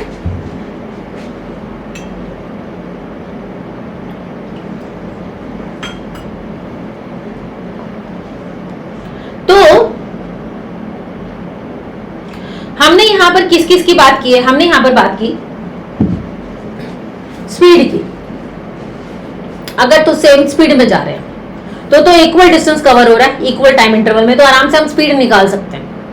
लेकिन अगर मान लो आप ही भाग रहे हो, हमने कार की तो स्पीड हम आराम से निकालेंगे अगर सेम स्पीड में वो चल रही है, तो हमें पता चल जाएगा अच्छा इतने टाइम में इतना डिस्टेंस कवर कर रही है तो उसकी स्पीड ये है। लेकिन अगर आप भाग रहे हो एक सर्कुलर ट्रैक पे, बताया था एक पार्क के आसपास चक्कर लगा रहे हो, 4 चक्कर लगाने के लिए बोला है, तो आपको वही टाइम लगेगा कितना, कभी स्पीड कम होगी कभी ज्यादा होगी, नॉन यूनिफॉर्म मोशन में हो जाओगे। ठीक है, तो अब नॉन यूनिफॉर्म मोशन में हमें स्पीड फाइंड आउट करनी है, तो वो कैसे फाइंड आउट की जाएगी? यूनिफॉर्म मोशन में तो हम सिंपल फॉर्मूला लगाएंगे, speed is equals to distance upon time. लेकिन अगर ऑब्जेक्ट नॉन यूनिफॉर्म मोशन में है कि भाई अनइक्वल डिस्टेंस कवर कर रहा है इक्वल इंटरवल ऑफ टाइम में, तब वहां पर स्पीड हमें निकालनी है, तो उसका फॉर्मूला क्या होगा?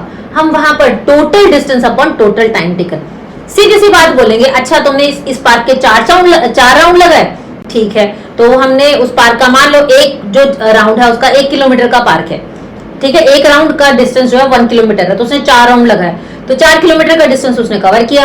और मान लो उसने जो भी टाइम लिया कि उसने अगर 1 घंटा लिया या आधा घंटा लिया, तो उसके हिसाब से हम स्पीड निकाल लेंगे। ठीक है, बात समझ आई? तो सिंपल, अगर ऑब्जेक्ट नॉन यूनिफॉर्म मोशन में है तब वहां पर total distance upon total time taken हम लोग निकालते हैं, तो वो एवरेज स्पीड कहलाती है। एवरेज स्पीड हम कब निकालते हैं? जब ऑब्जेक्ट नॉन यूनिफॉर्म मोशन में होता है। बात समझ आई? तो स्पीड और एवरेज स्पीड में डिफरेंस समझ आया? बच्चों को कंफ्यूजन होती है स्पीड में और एवरेज स्पीड में। तो स्पीड क्या है? जब ऑब्जेक्ट यूनिफॉर्म मोशन में होगा तो वो इक्वल डिस्टेंस कवर करेगा इक्वल टाइम इंटरवल में, तो स्पीड का फॉर्मूला हो गया डिस्टेंस अपॉन टाइम। और एवरेज स्पीड क्या है? जब ऑब्जेक्ट नॉन यूनिफॉर्म मोशन में होगा, ठीक है, तब हम फॉर्मूला लगाते हैं total distance upon total time taken. Non uniform motion का मतलब कि अनइक्वल डिस्टेंस कवर कर रहा है इक्वल इंटरवल ऑफ टाइम में। अब जो भी अनइक्वल डिस्टेंस कवर कर रहा है भले, लेकिन टोटल कितना डिस्टेंस उसने कवर किया है, ठीक है, कितने टाइम इंटरवल में, वो हो जाती है हमारी एवरेज स्पीड। ऑलराइट, तो स्पीड हम लोग कब निकालते हैं? स्पीड का फॉर्मूला नॉर्मल हम कब निकालते हैं? यूनिफॉर्म मोशन के लिए, और एवरेज स्पीड का फॉर्मूला हम लगाते हैं नॉन यूनिफॉर्म मोशन के लिए। बात समझ आई? Very good. तो एग्जांपल अब हम लोग एक न्यूमेरिकल एक देख लेते हैं। What will be the speed of body in metre per second and kilometre per hour? कि भाई हमें मीटर पर सेकेंड में भी निकालनी है और किलोमीटर पर आवर में भी निकालनी है। बच्चों को बड़ा कंफ्यूजन रहता है इस कॉन्सेप्ट में। बहुत सिंपल है, कुछ भी नहीं है। अगर वो ऑब्जेक्ट 40 किलोमीटर 5 आवर्स में कवर कर रहा है, तो स्पीड का हमने सिंपल सी बात, एक फॉर्मूला हमने स्पीड का सीखा था, speed is equals to distance upon time. Speed is equals to distance upon time, है ना? तो अभी हम नॉर्मल निकाले थे, डिस्टेंस कितना है? 40 किलोमीटर, टाइम कितना है?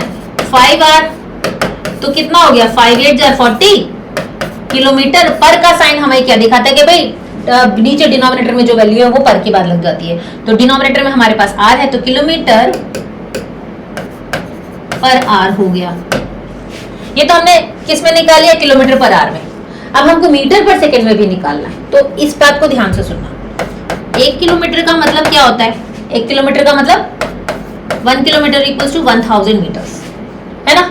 और 1 आवर का मतलब क्या होता है? कितने सेकंड होते हैं बेटा? 3600 सेकंड्स होते हैं। 1 घंटे में 3600 सेकंड होते हैं, ये याद रखना, ठीक है? तो अब हमको किलोमीटर पर आवर को मीटर पर सेकंड में कन्वर्ट करना है, तो हम क्या करेंगे? 8 के साथ ऊपर के साथ हम क्या लगा देंगे? 1000 अपॉन 3600 आ जाएगा नीचे, ठीक है? किलोमीटर और ये आर, तो यहाँ आ गया डिस्टेंस, यहाँ आ गया टाइम। तो डिस्टेंस को हमने 8 को मीटर पर सेकंड में कन्वर्ट किया। अब इसको सिंपलेस्ट फॉर्म में कन्वर्ट कर देते हैं, ठीक है? 2 0 से 2 0 कट गए, यहाँ आ जाएगा 2 5 जार और 2 1 जार 2 8 जार, तो कितना मिला? 8 इंटू 5 अपॉन 18, ठीक है? 8 इंटू 5 अपॉन 18। तो जब भी आपको अब इस बात को सुनो, आपको हर बार ये रिप्रेजेंट करने की जरूरत नहीं है, हर बार आपको रिप्रेजेंट करने की जरूरत नहीं है। ध्यान से एक बार वापस से देखो, वापस से देखना, ठीक है? हमारे पास डिस्टेंस कितना दिया था? डिस्टेंस दिया था बेटा 40 किलोमीटर्स का, और टाइम हमें दिया था 5 आवर्स का। तो अगर मैं किलोमीटर को मीटर में कन्वर्ट करूंगी तो 1 किलोमीटर का मतलब क्या होता है? 1000 मीटर। तो 40 किलोमीटर का मतलब क्या होगा? 40 इंटू 1000, तो कितना हो जाएगा? 40,000 मीटर। होगा नहीं होगा, ठीक है? और 5 आर का मतलब 1 आर इक्वल्स टू 3600 सेकेंड्स होते हैं। तो 5r का मतलब 5 इंटू 3600 कर देंगे, है ना। अब इसको मल्टीप्लाई किया तो कितना मिला,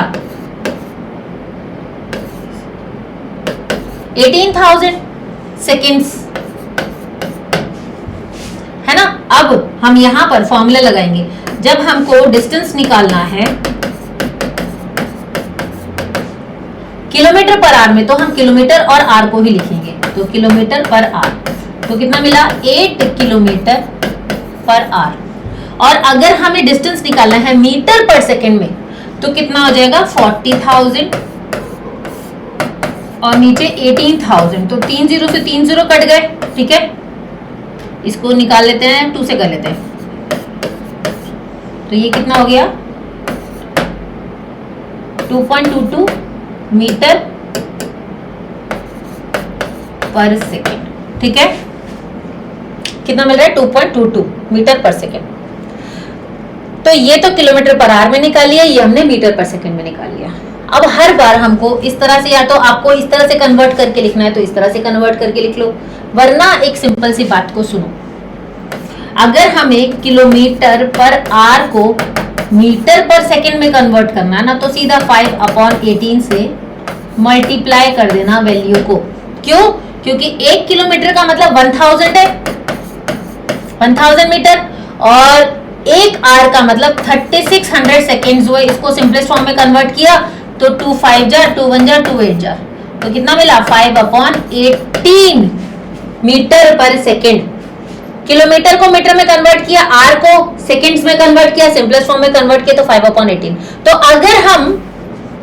अगर हम डायरेक्ट इसको इसमें कन्वर्ट करके 8 किलोमीटर पर आवर को मीटर पर सेकेंड में कन्वर्ट करना चाहें तो भी हम ऐसे कर सकते हैं, ठीक है। तो भी हमें 20/9 मिल रहा है यहाँ पर, और फिर इसको हम कन्वर्ट कर सकते थे 2.22 मीटर पर सेकेंड में। तो कोई भी आप लगा सकते हो, आप इस तरह से भी कर सकते हो कि भाई डायरेक्ट इसको मीटर में कन्वर्ट कर दो, डायरेक्ट इसको सेकेंड्स में कन्वर्ट कर दो और फिर सॉल्व कर लो, वरना आप इस मेथड से भी निकाल सकते हो direct metre per second. Kilometre per our को कन्वर्ट करना है ना, तो किलोमीटर पर आवर हटा के सीधा 5/18 लिख दो और सिंपलेस्ट फॉर्म में कन्वर्ट कर दो। दोनों चीजें हम कर सकते हैं। बात समझ आई? तो आई होप आपने नोट डाउन कर लिया होगा। प्रैक्टिस करेंगे, घबराने की जरूरत नहीं है। एक और वीडियो हम लोग बनाएंगे जिसमें हम लोग न्यूमेरिकल्स की प्रैक्टिस करेंगे, और मैं ये गारंटी ले रही हूँ ना, उसके बाद न्यूमेरिकल्स आपको सबसे सिंपल लगेंगे। आप स्कूल में बोलोगे थ्योरी भले ही दो ना दो, लेकिन न्यूमेरिकल जरूर देना, इतना बढ़िया कॉन्फिडेंस हो जाएगा। बहुत सिंपल न्यूमेरिकल्स होते हैं, ठीक है बेटा। ठीक है, तो हमने पढ़ लिया यूनिफॉर्म मोशन और नॉन यूनिफॉर्म मोशन के बारे में, है ना। एक्सेलरेशन के बारे में भी हमने बात की, रिटार्डेशन के बारे में बात की, स्पीड के बारे में बात की। अब हम वेलोसिटी के बारे में बात करेंगे। तो स्पीड और वेलोसिटी एक ही बात है, लेकिन क्यों ये वेलोसिटी है, ऐसा क्या फर्क है इसके अंदर। हमने डिस्प्लेसमेंट पढ़ा था कि जब कोई ऑब्जेक्ट शॉर्टेस्ट डिस्टेंस कवर करता है ना, लीनियर पाथ पे चलते हुए, सीधे रास्ते पे चलते हुए, तो अगर कोई ऑब्जेक्ट सीधे रास्ते पे जा रहा है, ठीक है, यानी कि डिस्प्लेसमेंट हो रही है किसी ऑब्जेक्ट की, तो वहां पर जो स्पीड होगी उसको हम वेलोसिटी बोलेंगे। हमने क्या बोला था, हमने ये डायग्राम, हमने ये इस फिगर से जाना था ना कि भाई ये तो डिस्टेंस हो गया था और ये वेलोसिटी हो गई थी। तो इस पाथ पे जाने के लिए जो भी उस ऑब्जेक्ट की स्पीड होगी वो ही वेलोसिटी है। तो वेलोसिटी, जैसे स्पीड का फॉर्मूला था डिस्टेंस अपॉन टाइम, वेलोसिटी का फॉर्मूला होता है डिस्प्लेसमेंट अपॉन टाइम, ठीक है। वेलोसिटी का फॉर्मूला होता है डिस्प्लेसमेंट अपॉन टाइम। तो वेलोसिटी, देखो स्पीड जो थी वो हमारी स्केलर क्वांटिटी थी, लेकिन वेलोसिटी जो होती है वो वेक्टर क्वांटिटी होती है। क्यों? क्योंकि इसमें डायरेक्शन भी है। Displacement is direction. डिस्प्लेसमेंट क्या है, हमारी वेक्टर क्वांटिटी है ना, है ना। डिस्प्लेसमेंट वेक्टर क्वांटिटी है ना, ठीक है।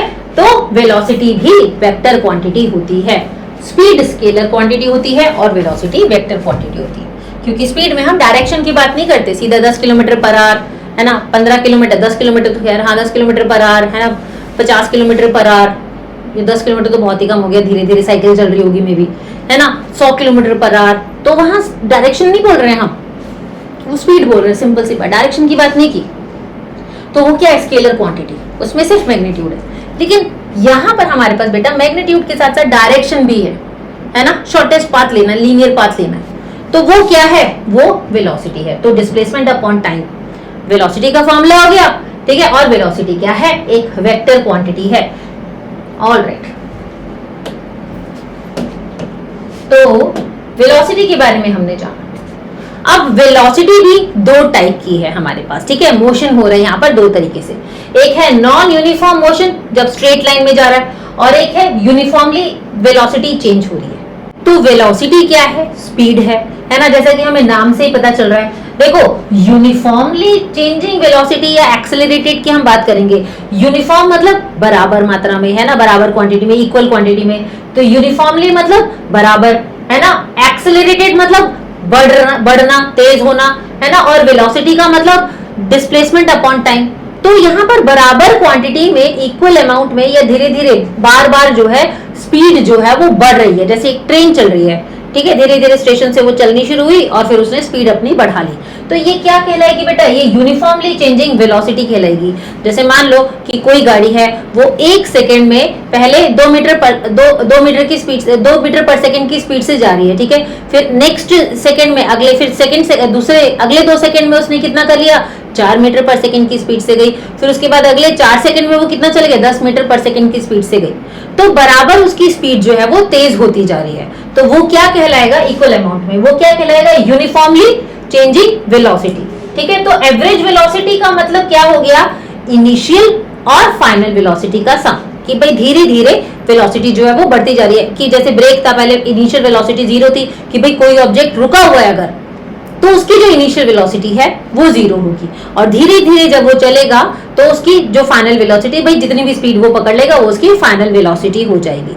तो ये तो कहलाएगा हमारा यूनिफॉर्मली चेंजिंग वेलोसिटी। और नॉन यूनिफॉर्मली चेंजिंग वेलोसिटी का मतलब कि भाई स्पीड कम ज्यादा हो रही है। तो जिस तरह से हमने एवरेज स्पीड का फॉर्मूला जो है, एवरेज स्पीड निकाली थी कि total distance upon total time taken, बिल्कुल उसी तरह से हम नॉन यूनिफॉर्म मोशन की भी निकालेंगे, ठीक है। किसका, वेलोसिटी का भी हम निकालेंगे। तो एवरेज वेलोसिटी अगर हमको निकालनी है तो उसका फॉर्मूला होता है total displacement upon total time taken, है ना। एवरेज स्पीड का क्या था, total distance upon total time taken. Average velocity का कितना हो जाएगा, total displacement upon total time taken. और यूनिफॉर्मली चेंजिंग वेलोसिटी का फॉर्मूला क्या होगा, initial velocity plus final velocity upon 2। तो u क्या होता है हमारा, u होता है इनिशियल वेलोसिटी, v क्या होता है फाइनल वेलोसिटी अपॉन 2। ऑलराइट, तो यहाँ पर ये यूनिफॉर्मली चेंजिंग वेलोसिटी का फॉर्मूला आ गया हमारा v प्लस यू अपॉन 2, और नॉन यूनिफॉर्म वेलोसिटी का या एवरेज वेलोसिटी का फॉर्मूला हमारा क्या हो गया, total displacement upon total time taken. Alright, और इसकी ऐसा यूनिट भी क्या होती है, मीटर पर सेकेंड। तो वेलोसिटी का फॉर्मूला हमने क्या किया था, डिस्प्लेसमेंट अपॉन टाइम। ऑलराइट, तो यहाँ पर क्या है, स्पीड बढ़ रही है, एक्सेलरेट हो रहा है, और यहाँ पर जो है नॉन यूनिफॉर्म मोशन हो रहा है, स्ट्रेट लाइन के ऊपर स्पीड कम ज्यादा हो रही है, ठीक है। ऑलराइट, तो आई होप आपको समझ आया होगा। तो एक एग्जांपल हम लोग कर लेते हैं कि भाई during first half of a journey, आधी जर्नी में एक बॉडी है, ठीक है, उसने ट्रैवल किया, उसकी स्पीड कितनी थी, 40 किलोमीटर पर आवर, और नेक्स्ट हाफ में उसने ट्रैवल किया 20 किलोमीटर पर आवर की स्पीड से। पहली आधी जर्नी में इस गाड़ी की स्पीड थी, मान लो पहले उसने आधा डिस्टेंस कवर किया, यहां से यहां तक की पूरी जर्नी थी, तो आधा डिस्टेंस तो उसने 40 किलोमीटर पर आवर की स्पीड से कवर किया, ठीक है। और नेक्स्ट उसने 20 किलोमीटर पर आवर की स्पीड से उसने कवर किया। हमें एवरेज स्पीड इसकी निकालनी है पूरी जर्नी की। तो क्या हो गया, देखो डिस्टेंस कितना कवर किया इसने, 40 प्लस 20। अगर हम टोटल डिस्टेंस की बात करेंगे तो 40 किलोमीटर और 20 किलोमीटर, है ना, और ये पर आवर यानी कि हर 1 घंटे में, है ना। तो टोटल टाइम कितना हुआ, 1 घंटा प्लस 1 घंटा 2 घंटा, 2 आवर हुए, है ना। टोटल टाइम कितना हो गया, टोटल टाइम हो गया 2 आवर, और टोटल डिस्टेंस कितना हो गया 40 प्लस 20, 40 किलोमीटर प्लस 20 किलोमीटर, तो कितना हो जाएगा 60 किलोमीटर का डिस्टेंस कवर हो गया। बस फॉर्मूला डाल दो, 60 अपॉन 2, है ना, total distance upon total time taken, तो 30 किलोमीटर पर आवर की स्पीड से उसने पूरी जर्नी की है। बात समझ आई, total distance upon total time taken. 40 kilometre per hour का मतलब कि हर 1 घंटे में वो 40 किलोमीटर का डिस्टेंस कवर कर रही है, ठीक है। और 20 किलोमीटर पर आवर का मतलब कि भाई 1 घंटे में उसने 20 किलोमीटर का डिस्टेंस कवर किया। तो आधी जर्नी तो उसने 40 किलोमीटर पर आवर की स्पीड से की है और आधी जर्नी उसने 20 किलोमीटर पर आवर की स्पीड से की है। ऑलराइट, तो आई होप आपको समझ आया होगा, सिंपल सा था न्यूमेरिकल हमारा। ठीक है, अब एक एग्जांपल और है हमारे पास। A car travel 20 kilometre in first hour, same ही क्वेश्चन है, and 40 kilometre in second hour and 30 kilometre in third hour. ठीक है, तीन पहले 1 घंटे में उसने 20 किलोमीटर का, उससे अगले घंटे में 40 किलोमीटर का और उससे अगले घंटे में उसने 30 किलोमीटर का डिस्टेंस कवर किया है। Calculate the average speed of the car. तो टोटल घंटों की बात हो रही है, तो टोटल टाइम कितना हो गया? Total time first hour, second hour, third hour, यानी कि 3 आवर हो गए, है ना। टोटल टाइम कितना हो गया? 3 our.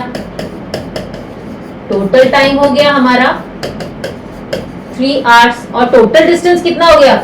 20 kilometre plus 40 kilometre plus 30 kilometre. तो 20 प्लस 40 60, 60 प्लस 30 90, तो टोटल डिस्टेंस हो गया 90 किलोमीटर, है ना। टोटल डिस्टेंस हो गया 90। तो हम क्या करेंगे? Total distance upon total time taken divide करेंगे तो हमें 30 किलोमीटर मिल रहा है। सिंपल। ऑलराइट, टोटल डिस्टेंस को टोटल टाइम से डिवाइड कर देना, 30 किलोमीटर मिल जाएगा आराम से बड़े। तो मुझे नहीं लगता ये सॉल्व करके दिखाने की जरूरत है अब, है ना। सिंपल सा क्वेश्चन था। टोटल डिस्टेंस, सारे डिस्टेंस को ऐड कर दिया, पूरे टाइम को ऐड कर दिया, दोनों को आपस में डिवाइड कर दिया। तो अभी हमने पीछे पढ़ा था accelerated motion and D accelerated motion के बारे में। एक्सेलरेटेड का मतलब स्पीड तेज होना, है ना। तो यहां पर अब हम बात करेंगे एक्सेलरेशन और डी एक्सेलरेशन की। तो नाम से ही हमें पता चल रहा है एक्सेलरेशन का मतलब ही क्या होगा भाई? स्पीड चेंज होना। तो जब भी कोई ऑब्जेक्ट नॉन यूनिफॉर्म में मोशन में होगा बेटा, ठीक है, नॉन यूनिफॉर्म मोशन में होगा तो एक्सेलरेशन हमें देखने को मिलेगा। नॉन यूनिफॉर्म या तो एक्सेलरेशन या रिटार्डेशन हमें देखने को मिलेगा। ठीक है, तो यहां पर अगर कोई भी ऑब्जेक्ट अपनी वेलोसिटी चेंज कर रहा है, यानी कि स्पीड बढ़ा रहा है, ठीक है, स्पीड बढ़ा रहा है, वेलोसिटी चेंज कर रहा है पर यूनिट टाइम के हिसाब से, तो उसको हम क्या बोलेंगे भाई? एक्सेलरेशन हो रहा है। तो acceleration is seen in non uniform motion and can be defined as the rate of change of velocity with time. Rate of change of velocity का मतलब कि भाई गाड़ी रुकी हुई थी या ट्रेन जो है वो रुकी हुई है, जैसा एग्जांपल दिया था स्टेशन पे ट्रेन रुकी हुई है, तो उस टाइम पे उसकी जो इनिशियल, अगर कोई बॉडी रेस्ट पे है तो उसकी इनिशियल वेलोसिटी जिसको कि हम यू कहते हैं वो हो जाती है 0, और जैसे वो मोशन में आई, ट्रेन जो है मोशन में आई तो चलने लगी, ठीक है, धीरे धीरे चलनी शुरू हुई। फिर चलते चलते उसने कितनी वेलोसिटी अटेन कर ली? मान लो उसने अटेन कर ली 1 या 200 किलोमीटर पर आवर की स्पीड से वो चलने लगी है। तो ये तो हो जाएगी इनिशियल वेलोसिटी, क्योंकि वो रुकी हुई थी, इनिशियल वेलोसिटी 0 थी, है ना। और फाइनल वेलोसिटी उसकी, जब वो एक स्पीड उसने पकड़ ली तो 200 किलोमीटर पर आवर की स्पीड से वो चलने लगी, तो ये फाइनल वेलोसिटी हो गई। तो यहां पर जब स्पीड बढ़ रही है किसी ऑब्जेक्ट की, रुकी हुई है और वो फिर स्पीड उसने धीरे धीरे बढ़ानी शुरू की, या गाड़ी आपने निकाली, पापा ने गाड़ी निकाली, तो पहले स्पीड उसकी पहले रेस्ट पे थी तो इनिशियल वेलोसिटी 0 हो गई। फिर धीरे धीरे जब आप हाईवे तक लेके गए तो आपने भी स्पीड बढ़ा ली, पापा ने भी स्पीड बढ़ा ली, तो वो एक्सेलरेटेड मोशन हो गया, स्पीड तेज करना। ठीक है, तो वो क्या हो गया? एक्सेलरेटेड मोशन, यानी कि एक्सेलरेशन में आ गई, हमने स्पीड बढ़ानी शुरू कर दी टाइम इंटरवल के साथ। ठीक है, कि भाई पहले 5 मिनट में वो 10 किलोमीटर पर आवर की स्पीड से चल रही थी, फिर अगले 5 मिनट में वो 20 किलोमीटर पर आवर की स्पीड से चलने लगी, फिर नेक्स्ट 5 मिनट में वो 30 किलोमीटर पर आवर की स्पीड से चलने लगी।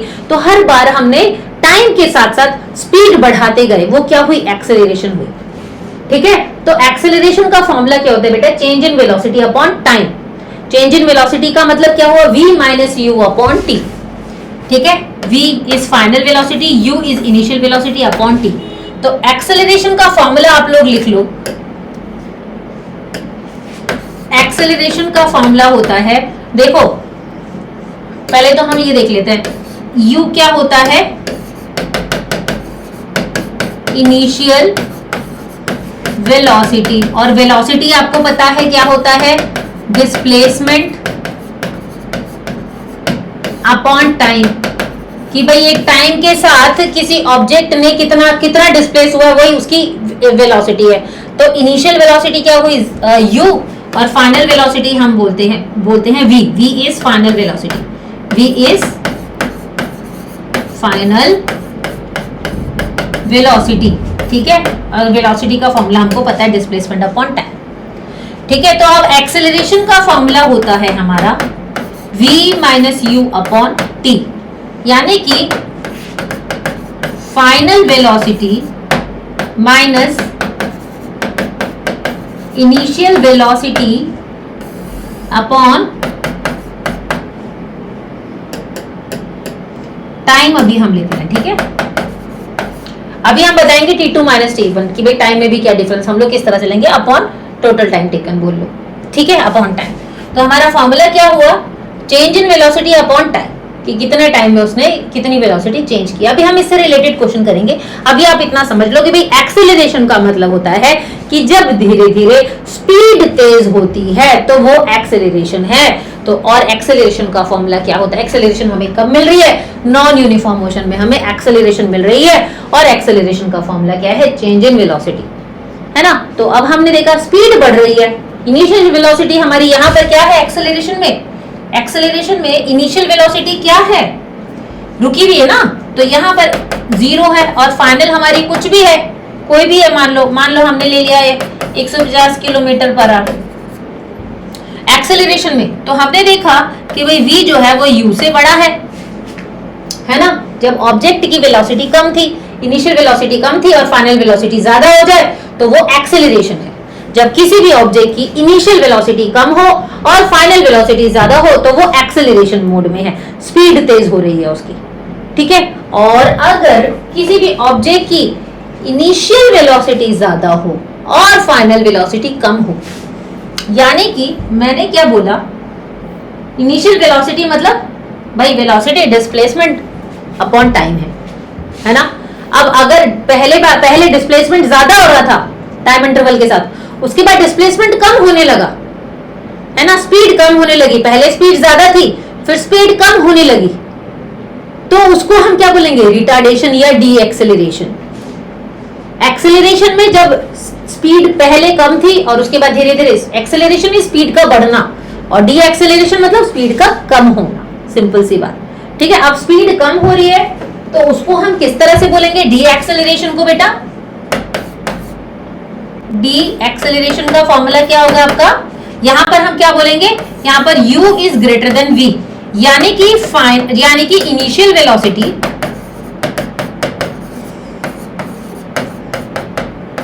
वेलोसिटी ज्यादा होगी किससे, फाइनल वेलोसिटी से। इनिशियल वेलोसिटी ज्यादा होगी फाइनल वेलोसिटी से, यानी कि इनिशियल वेलोसिटी स्पीड ज्यादा है। अब धीरे धीरे गाड़ी गई कोई, मान लो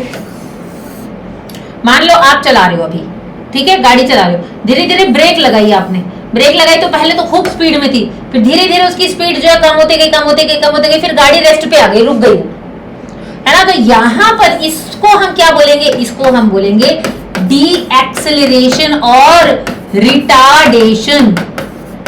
रिटार्डेशन भी बोला जाता है डी एक्सेलरेशन को, कि पहले स्पीड ज्यादा थी फिर धीरे धीरे स्पीड कम हुई, और एक्सेलरेशन में पहले स्पीड कम थी फिर धीरे धीरे स्पीड ज्यादा होगी, तो स्पीड तेज होना इज एक्सेलरेशन और स्पीड का कम होना इज रिटार्डेशन और डी एक्सेलरेशन, ठीक है। तो वहां पर हमारी कंडीशन क्या हो जाती है, वहां पर हमारी कंडीशन हो जाती है रिटार्डेशन में v जो है हमारा छोटा होता है और u जो है वो हमारा बड़ा होता है, ठीक है। तो वहां पर v हमें नेगेटिव में मिलेगा, ठीक है, वहां पर नेगेटिव मिलेगा। किसमें, देखो कंफ्यूज मत होना, एक्सेलरेशन में v हमें पॉजिटिव में मिलेगा, ठीक है, एक्सेलरेशन हमेशा हमें पॉजिटिव में मिलेगा, एक्सेलरेशन पॉजिटिव होगा, और जो डी एक्सेलरेशन है, रिटार्डेशन है, वो नेगेटिव होगा हमेशा, ठीक है, जिसमें v हमें नेगेटिव मिलेगा।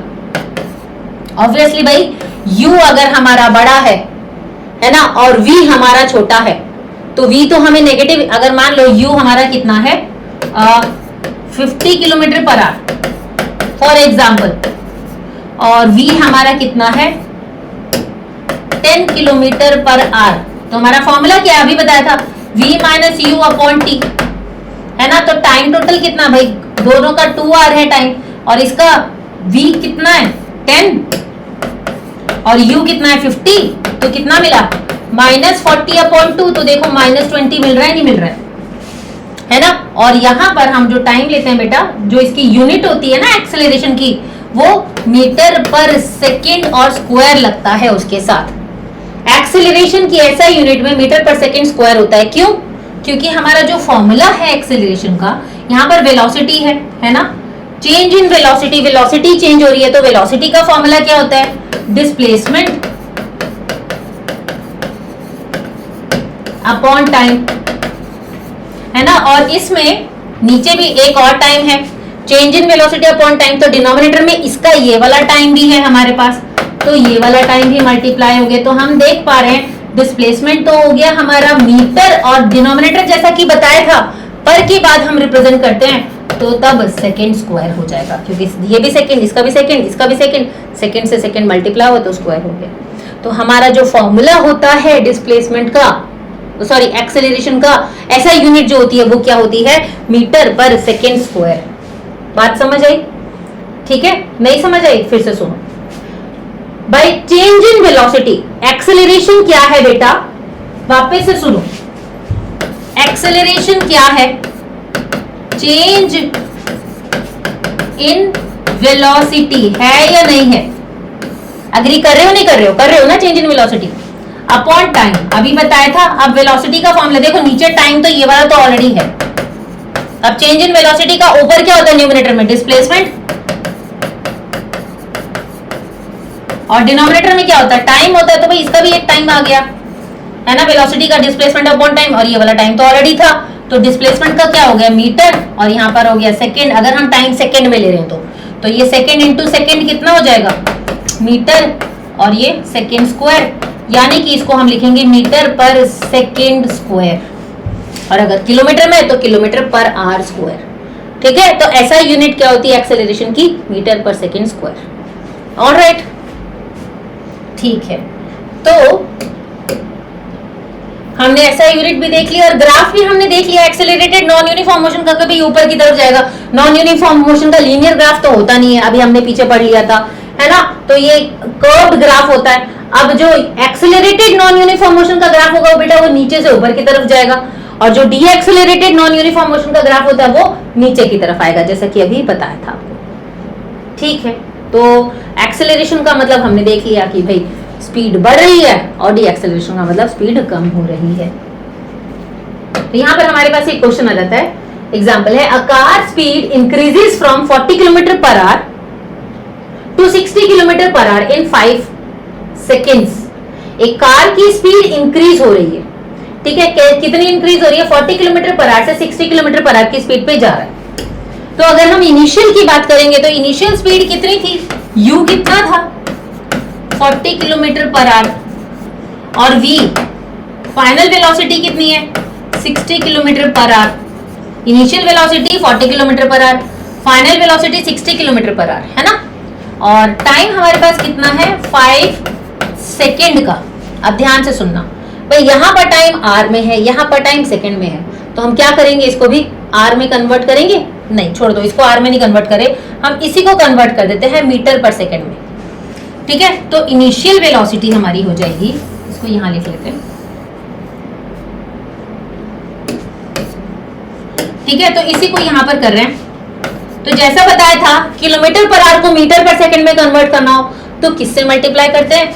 5/18 से डायरेक्ट मल्टीप्लाई करना। वैसे इसको भी किलोमीटर पर आवर है ना, इसको भी 5/18 से डायरेक्ट मल्टीप्लाई कर दो। ठीक है, अब 2 9 जार 18, तो कितना मिल गया? 100/9, और इसका कितना मिल गया?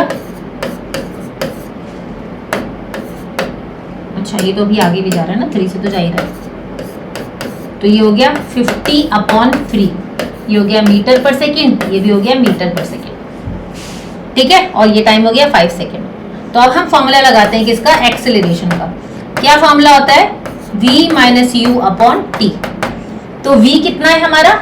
50/3, है ना, minus 100/9, v - u upon time कितना है? 5 सेकेंड का, तो 5 यहाँ लिया, इन दोनों का एलसीएम लिया तो कितना मिल गया? 9, हो जाएगा 150, यहाँ जाएगा 100/5। अब ये 9 को इधर ही ले आए नीचे इसके साथ, क्योंकि डिनोमिनेटर तो है ही ना, तो 9 को यहाँ पर लिख सकते हैं हम, ठीक है। तो डायरेक्ट लिख देते हैं, कितना मिल रहा था 150 माइनस 100 और यहाँ आ जाएगा 5 इंटू 9, ठीक है। इसको सॉल्व किया तो कितना मिल रहा है, ये मिल रहा है 50/45 और इसको सॉल्व किया तो ये मिल रहा है हमें 10/9 यानी कि 1.11 मीटर पर सेकेंड स्क्वायर, ठीक है। 1.11 मीटर पर सेकेंड स्क्वायर हमें आंसर इसका मिल गया। अब ये तो मैथमेटिकली प्रूफ किया है इसको, तो इसमें तो कोई प्रॉब्लम होनी नहीं चाहिए। हमें लगता है इसका एलसीएम लिया था हमने, कितना मिला था 9। देखो इसको करके दिखा देते हैं इधर। तो इसका एलसीएम लिया था, वो मिला था 9 और ये हो गया 3 3 9, तो ये हो गया था 150/100/5 था हमारे पास। तो अब इसको रेसिप्रोकेट किया था हमने, तो कितना मिल गया था 50/9 इंटू ये 5 जो है, क्योंकि 5/1 है, वैल्यू रेसिप्रोकेट हो जाएगी तो तब भी हमें डायरेक्ट मिल रहा था 5 10 का, तो भी हमें 10/9 तो मिल ही गया था। और फिर इसको हमने डिवाइड कर दिया, ठीक है, डेसिमल में निकालिए। तो कैसे भी आप निकाल सकते हो, आई बात समझ, सिंपल सी बात। हमने इनिशियल वेलोसिटी निकाली, फाइनल वेलोसिटी निकाली, टाइम हमें दिया होता निकाली, क्या हमें गिवन थी, हमने बस टाइम क्योंकि सेकंड में दिया था तो हमने इसको भी मीटर पर सेकंड में कन्वर्ट कर दिया, वैसे इसको भी मीटर पर सेकंड में कन्वर्ट कर दिया। तो किलोमीटर पर आवर को जब हमें मीटर सेकंड में कन्वर्ट करना होता है तो हम क्या करते हैं, डायरेक्ट 5/18 से मल्टीप्लाई कर देते हैं।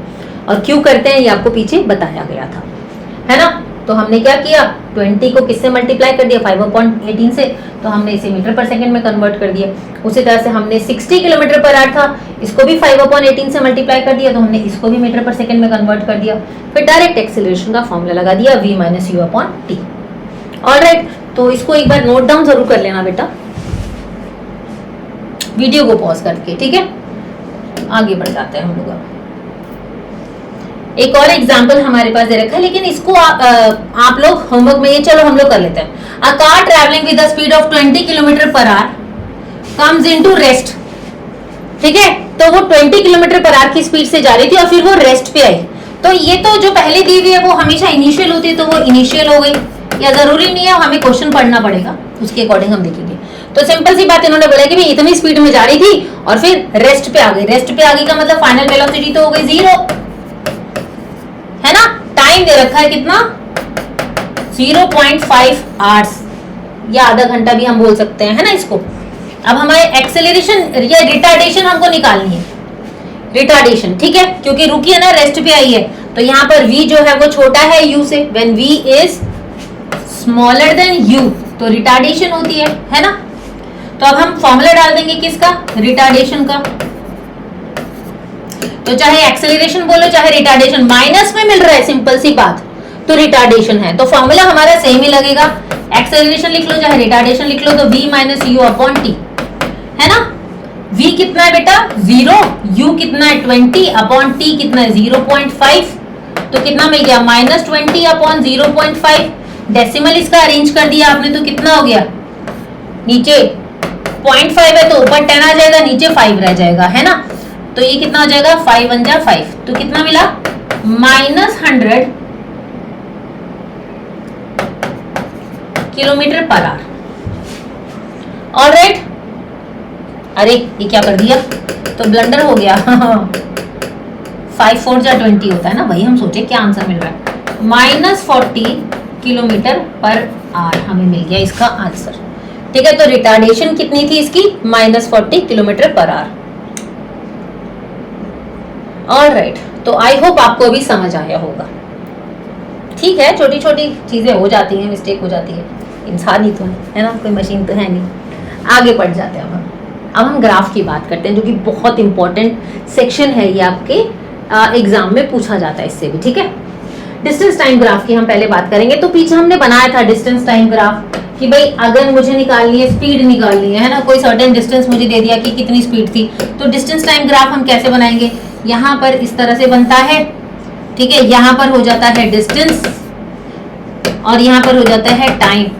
तो टाइम अगर सेकंड में तो डिस्टेंस मीटर्स में होगा, ठीक है। तो हमने ये ले लिया, मान लो ये हो गया, डिस्टेंस को हम s से रिप्रेजेंट करते हैं, ठीक है। डिस्टेंस को किससे रिप्रेजेंट करते हैं बेटा, s से।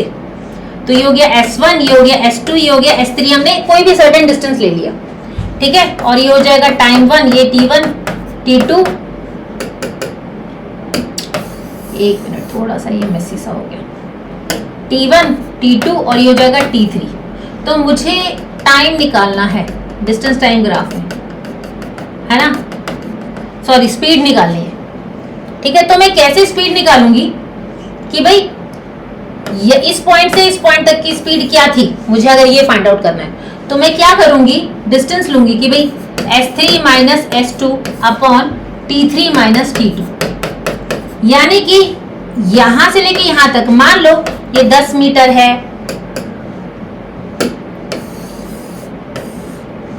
मान लो ये 10 मीटर है, ये 20 मीटर है, ये 30 मीटर है, ठीक है। और ये टाइम है तुम्हारा 5, 10, 15 सेकेंड का।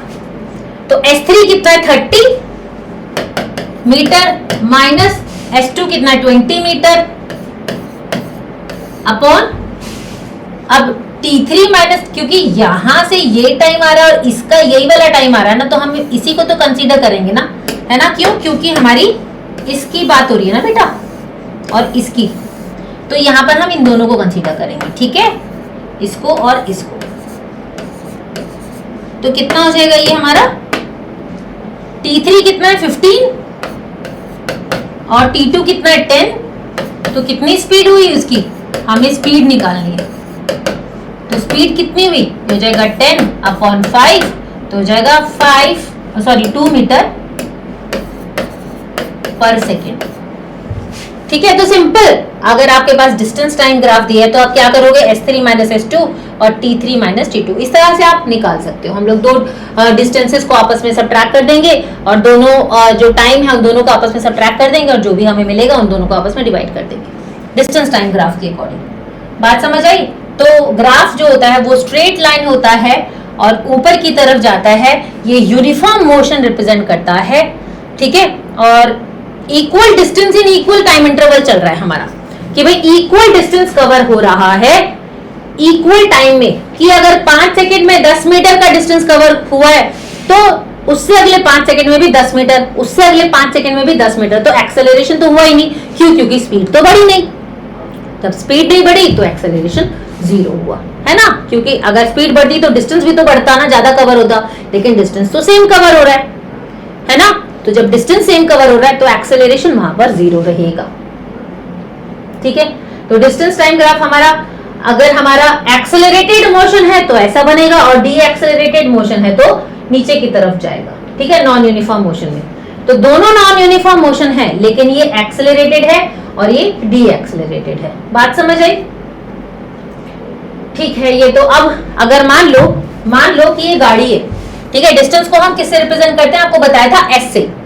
तो अगर ये डिस्टेंस हमारा सेम ही चल रहा है, मान लो ये 25 किलोमीटर है या 5, 10, ये 5, 10, 15 और ये भी 5 और ये 10 और 20 ले लेते हैं, चलो 10 और ये 20।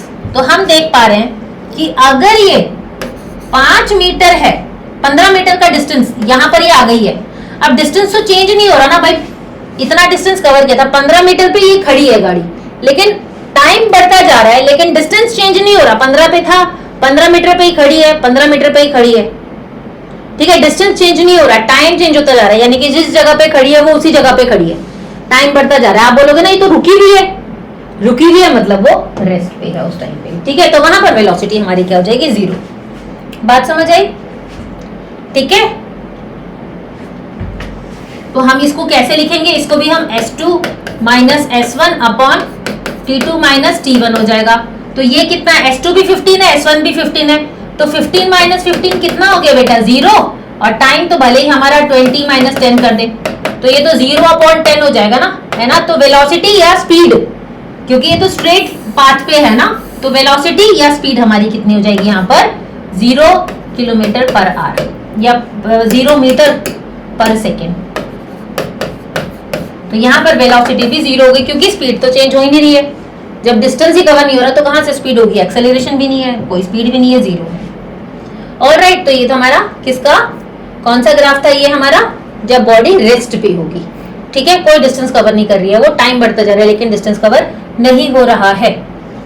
अब हम बात करेंगे यूनिफॉर्म मोशन पे, अगर कोई ऑब्जेक्ट चल रहा है लीनियर पाथ पे, ठीक है, तो यूनिफॉर्म वेलोसिटी है, तो वेलोसिटी चेंज नहीं हो रही हमारी, वेलोसिटी चेंज नहीं हो रही है, तो हम इसको क्या बोलेंगे, जब वेलोसिटी चेंज नहीं हो रही है तो एक्सेलरेशन हमारा जीरो होगा। कैसे? वेलोसिटी टाइम ग्राफ हमारा क्या रिप्रेजेंट कर रहा है, एक्सेलरेशन। कैसे रिप्रेजेंट कर रहा है ये समझो, देखो इसको लेके चलते हैं पीछे, है ना।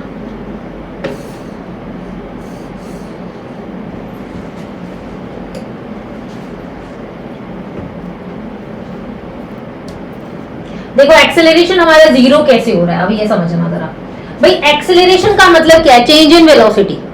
एक्सेलरेशन का मतलब क्या है बेटा, change in velocity upon time taken, है ना। तो क्या यहाँ पर वेलोसिटी चेंज हो रही है, नहीं हो रही है ना, वेलोसिटी तो चेंज हो ही नहीं रही हमारी, तो वेलोसिटी जीरो है। और टाइम कितना है हमारा, t2 माइनस t1, ये t2 माइनस t1 है ना। तो एक्सेलरेशन कितनी हुई, जीरो, एक्सेलरेशन हमारी जीरो हो गई। ऑलराइट, बात समझ आई। तो वेलोसिटी चेंज होगी अगर, तो अगर वेलोसिटी बढ़ रही है यानी कि स्पीड बढ़ रही है तो एक्सेलरेटेड मोशन है, और अगर वेलोसिटी कम हो रही है तो डी एक्सेलरेटेड मोशन है। तो यहाँ पर वेलोसिटी हमारी बढ़ती जा रही है तो ये एक्सेलरेटेड मोशन हुआ, ठीक है। तो इसका लीनियर ग्राफ हमारा बन रहा है। तो uniformly accelerated motion there will be equal increase in velocity, velocity equal यानी कि सेम अमाउंट में स्पीड हमारी बढ़ती जा रही है। जैसे सेम अमाउंट में स्पीड कि भाई हर 5 सेकंड में 2-2 मीटर पर सेकंड की स्पीड से वो आगे आगे बढ़ता जा रहा है, कि पहले 5 सेकंड में वो 2 मीटर पर सेकंड की स्पीड से चल रहा था, अगले 5 सेकंड में वो 4 मीटर पर सेकंड की स्पीड से चलेगा, उससे अगले 5 सेकंड में वो 6 मीटर पर सेकंड की स्पीड से चलेगा, ठीक है। उससे अगले 8 सेकंड में वो, उससे अगले 2 सेकंड में या 5 सेकंड में वो 10 मीटर पर सेकंड की स्पीड से चलेगा। तो वेलोसिटी हमारी स्पीड बढ़ती जा रही है इक्वल अमाउंट में, कि हर बार 2-2 मीटर पर सेकंड की स्पीड बढ़ा रहे हैं, इक्वल अमाउंट में स्पीड बढ़ा रहे हैं, ठीक है, सेम टाइम इंटरवल में। तो हमारा लीनियर ग्राफ बनेगा। बात समझ आई। तो जब इक्वल अमाउंट में हमारी वेलोसिटी इंक्रीज होगी, ठीक है, in equal interval of time, तो हमारा ग्राफ जो है वो लीनियर बनेगा, यूनिफॉर्म एक्सेलरेटेड मोशन का। ऑलराइट, तो इसको ज्यादा देखने की जरूरत नहीं है, हमने ये समझ लिया। अच्छा, नॉन यूनिफॉर्मली एक्सेलरेटेड मोशन में वेलोसिटी चेंज होती जा रही है। जब वेलोसिटी चेंज हो रही है, टाइम इंटरवल हमारा सेम है, तो यहाँ पर एक्सेलरेशन हमारा कांस्टेंट नहीं होगा, एक्सेलरेशन भी तो चेंज होगा। वेलोसिटी चेंज हो रही है, कभी कम हो रही है, कभी ज्यादा हो रही है, तो वो नॉन एक्सेलरेटेड मोशन होगा। ये सब हमने पीछे पढ़ लिया था अभी, है ना, इसको भी देखने की जरूरत नहीं है। फिर यूनिफॉर्मली डिक्रीज हो रही है, तो यूनिफॉर्मली रिटार्डेटेड मोशन हो जाएगा हमारा, कि हर 5 सेकंड में 2 मीटर पर सेकंड की स्पीड से जो है वो कम कर रहे हैं।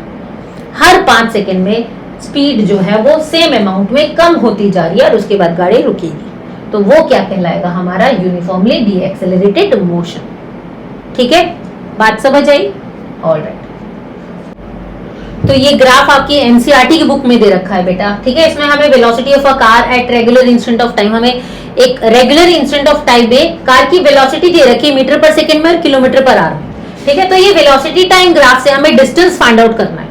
वो कैसे फाइंड आउट करना है कि भाई मतलब एक छोटी सी चीज बता देते हैं आपको, इसको अभी हम एक्सप्लेन करेंगे डेरिवेशन में, ठीक है। तो अगर हमें वेलोसिटी टाइम ग्राफ में डिस्टेंस फाइंड आउट करना है ना बेटा, तो हम area of triangle plus area of rectangle लेके दोनों को ऐड करके हम डिस्टेंस फाइंड आउट कर सकते हैं। अब वो कैसे करेंगे वो आगे डेरिवेशन हम लोग करेंगे, तो वहां आपको समझ आ जाएगा। ऑलराइट, सिंपल सी बात कि वेलोसिटी टाइम ग्राफ में अगर आपको डिस्टेंस फाइंड आउट करना है ये शेडेड पोर्शन का, तो हम लोग क्या करेंगे भाई, यहां से यहां तक का डिस्टेंस फाइंड आउट करना है, ठीक है, ठीक है। तो हम क्या करेंगे, area of triangle plus area of rectangle करके और टोटल डिस्टेंस हम निकाल सकते हैं। कैसे निकालेंगे वो हम अभी आपको बता देंगे। तो ये तो हमने सब समझ लिया, हमने देख लिया कि भाई नॉन यूनिफॉर्म मोशन भी हमारा 2 तरीके से हो रहा है ना। जब ऑब्जेक्ट की वेलोसिटी लगातार सेम अमाउंट में डिक्रीज होती जा रही है, तो वो हमारा नॉन यूनिफॉर्म मोशन है। तो 2 तरीके से हमारा ग्राफ बनेगा। Object velocity is decreasing with time, तो ग्राफ हमें क्या शो कर रहा है, डाउनवर्ड स्लोपिंग स्ट्रेट लाइन। ठीक है, एक टाइम के साथ ऑब्जेक्ट की इक्वल अमाउंट में वेलोसिटी डिक्रीज हो रही है तो स्ट्रेट लाइन का डाउनवर्ड स्लोपिंग ग्राफ बनेगा। When object velocity is varying, velocity vary कर रही है, कभी कम हो रही है कभी ज्यादा हो रही है, इर्रेगुलर है, नॉन यूनिफॉर्म है, तो इस टाइप का ग्राफ बनेगा। स्पीड कम ज्यादा हो रही है, सिंपल सी लैंग्वेज में बोलेंगे कि किसी ऑब्जेक्ट की कि भाई एक इक्वल टाइम इंटरवल में स्पीड कभी कम हो रही है, कभी ज्यादा हो रही है, कभी कम हो रही है, कभी ज्यादा हो रही है, कभी कम हो रही है, तो इस टाइप का ग्राफ बन रहा है। तो ये यूनिफॉर्म मोशन है, ये नॉन यूनिफॉर्म मोशन में वेलोसिटी, यहाँ पर यूनिफॉर्म मोशन में हमारी वेलोसिटी डिक्रीज हो रही है, यहाँ पर नॉन यूनिफॉर्म मोशन में हमारी वेलोसिटी इंक्रीज और डिक्रीज हो रही है, तो जिगजैग ग्राफ बन रहा है। ठीक है, तो ये सब हमने देख लिया, समझ लिया। अब ये क्वेश्चन आपके पास आ जाता है एग्जाम में कि हमें ये बताना है कि ए और बी दो बॉडीज हैं। ठीक है, तो दोनों में से कौन सी बॉडी फास्ट ट्रेवल कर रही है, ज्यादा चल रही है, मतलब ज्यादा स्पीड से चल रही है, तो इसको हम लोग कैसे समझेंगे बेटा। देखो ये है डिस्टेंस का और ये है टाइम का ग्राफ। ठीक है, ये जो लाइन है ये डिस्टेंस रिप्रेजेंट कर रही है और ये टाइम रिप्रेजेंट कर रही है, तो जितनी जो लाइन डिस्टेंस के ज्यादा करीब होगी वो ज्यादा स्पीड से चल रही होगी। अगर हम बात करें भाई यहां तक का डिस्टेंस हमें देखना है, ठीक है, यहां तक इतने टाइम में कितना डिस्टेंस कवर किया, तो इसने इतना ही डिस्टेंस कवर किया है ना, इसने सिर्फ इतना ही डिस्टेंस कवर किया है। लेकिन अगर मैं इसकी बात करूंगी तो इतने टाइम में इसने इतना डिस्टेंस कवर कर लिया, देखो इसने ज्यादा डिस्टेंस कवर कर लिया, इसने कम किया। और अगर यहां तक की बात करेंगे इतने टाइम तक की, तो इसने सिर्फ इसने इस टाइम पे इतना डिस्टेंस कवर किया, सिर्फ कितना, इतना, और इसने इतने टाइम में देखो कितना सारा डिस्टेंस कवर कर लिया। तो सिंपल सी बात, अब जो ए ऑब्जेक्ट है उसकी स्पीड ज्यादा है बी से क्योंकि उसने कम टाइम में ज्यादा डिस्टेंस कवर किया। तो जो भी लाइन डिस्टेंस वाली लाइन के पास हो उसकी स्पीड तेज है, इतना समझ लेना। ठीक है, तो velocity of A is greater than velocity of B. Alright, तो अब हम बात करेंगे वेलोसिटी टाइम ग्राफ की। हम यहां पर बेटा डेरिवेशन कर रहे हैं, हमारे पास तीन इक्वेशन है, अभी आपके पास तीन इक्वेशन है, पहले इतना समझ लो। पहली इक्वेशन है v is equals to u plus a t, दूसरी इक्वेशन है s is equals to u t plus half a t square, और तीसरी इक्वेशन है v square is equals to u square plus 2as। ये तीन equations आपके पास है। अभी हम इसको डिराइव करेंगे, ठीक है, इसको डिराइव करेंगे। तो देखो ये पूरा का पूरा ये क्या है, ये है वेलोसिटी v, ठीक है, ये है फाइनल वेलोसिटी, ये क्या है इनिशियल वेलोसिटी OA जो है, देखो यहां लिख देते हैं हम OE v है, ठीक है, ये जो OA है ये क्या है u, OA क्या है u, ठीक है। तो देखो OE is parallel to BC, है ना, पैरेलल भी है इक्वल भी है, ठीक है। तो OE is equal to and parallel to BC, तो हम ये बोलेंगे तो ये भी कितना हो जाएगा V हो जाएगा, है ना, BC भी V हो जाएगा और CD भी कितना हो जाएगा हमारा U हो जाएगा। भाई ये यहां से लेके यहां तक ये पूरा V है और यहां से लेके यहां तक ये U है, ठीक है। तो इस तरह का ग्राफ दे रखा है। अगर हम बोल रहे हैं कि भाई यहां से यहां तक का डिस्टेंस V है, तो अगर इसके पैरेलल एक और लाइन है तो वो भी तो यहां से यहां तक का डिस्टेंस बेटा V होगा, और अगर इतना डिस्टेंस U है तो यहां से यहां तक का डिस्टेंस भी U ही होगा। ये बात हो रही है कि अगर ये U है तो ये भी U है, और ये V है तो ये भी V है, ठीक है। तो लेबल हमने कर दिया है कि भाई OE जो है वो V है और OA जो है वो U है, और OA के इक्वल और पैरेलल है CD, तो CD भी क्या हुआ U, और OE के इक्वल और पैरेलल है BC, है ना, तो BC भी क्या हुआ V। अब हम बात करेंगे किसकी, OC की।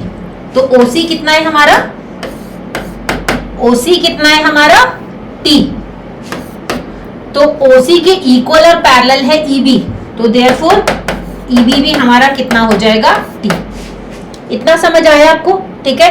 या EB ना लेके हम AD लेते हैं क्योंकि हमें इसकी जरूरत पड़ेगी AD की, ठीक है। तो AD कितना हो जाएगा हमारा, AD भी हो जाएगा T, क्योंकि OC के इक्वल और पैरेलल है AD। ऑलराइट, बात समझ आई? तो इस तरह से हमने अभी इसकी लेबलिंग कर ली। पहली वाली डेरिवेशन तो हमारी बहुत सिंपल है, हमने एक्सेलरेशन का फॉर्मूला पढ़ा है v minus u upon T. तो अगर t इधर चला जाता है तो कितना बन जाएगा v माइनस यू, है ना। अब ये v भी इधर या u भी इधर चला जाता है तो क्या हो जाएगा v is equal to u plus a t. तो ये तो हमारी हो गई फर्स्ट इक्वेशन।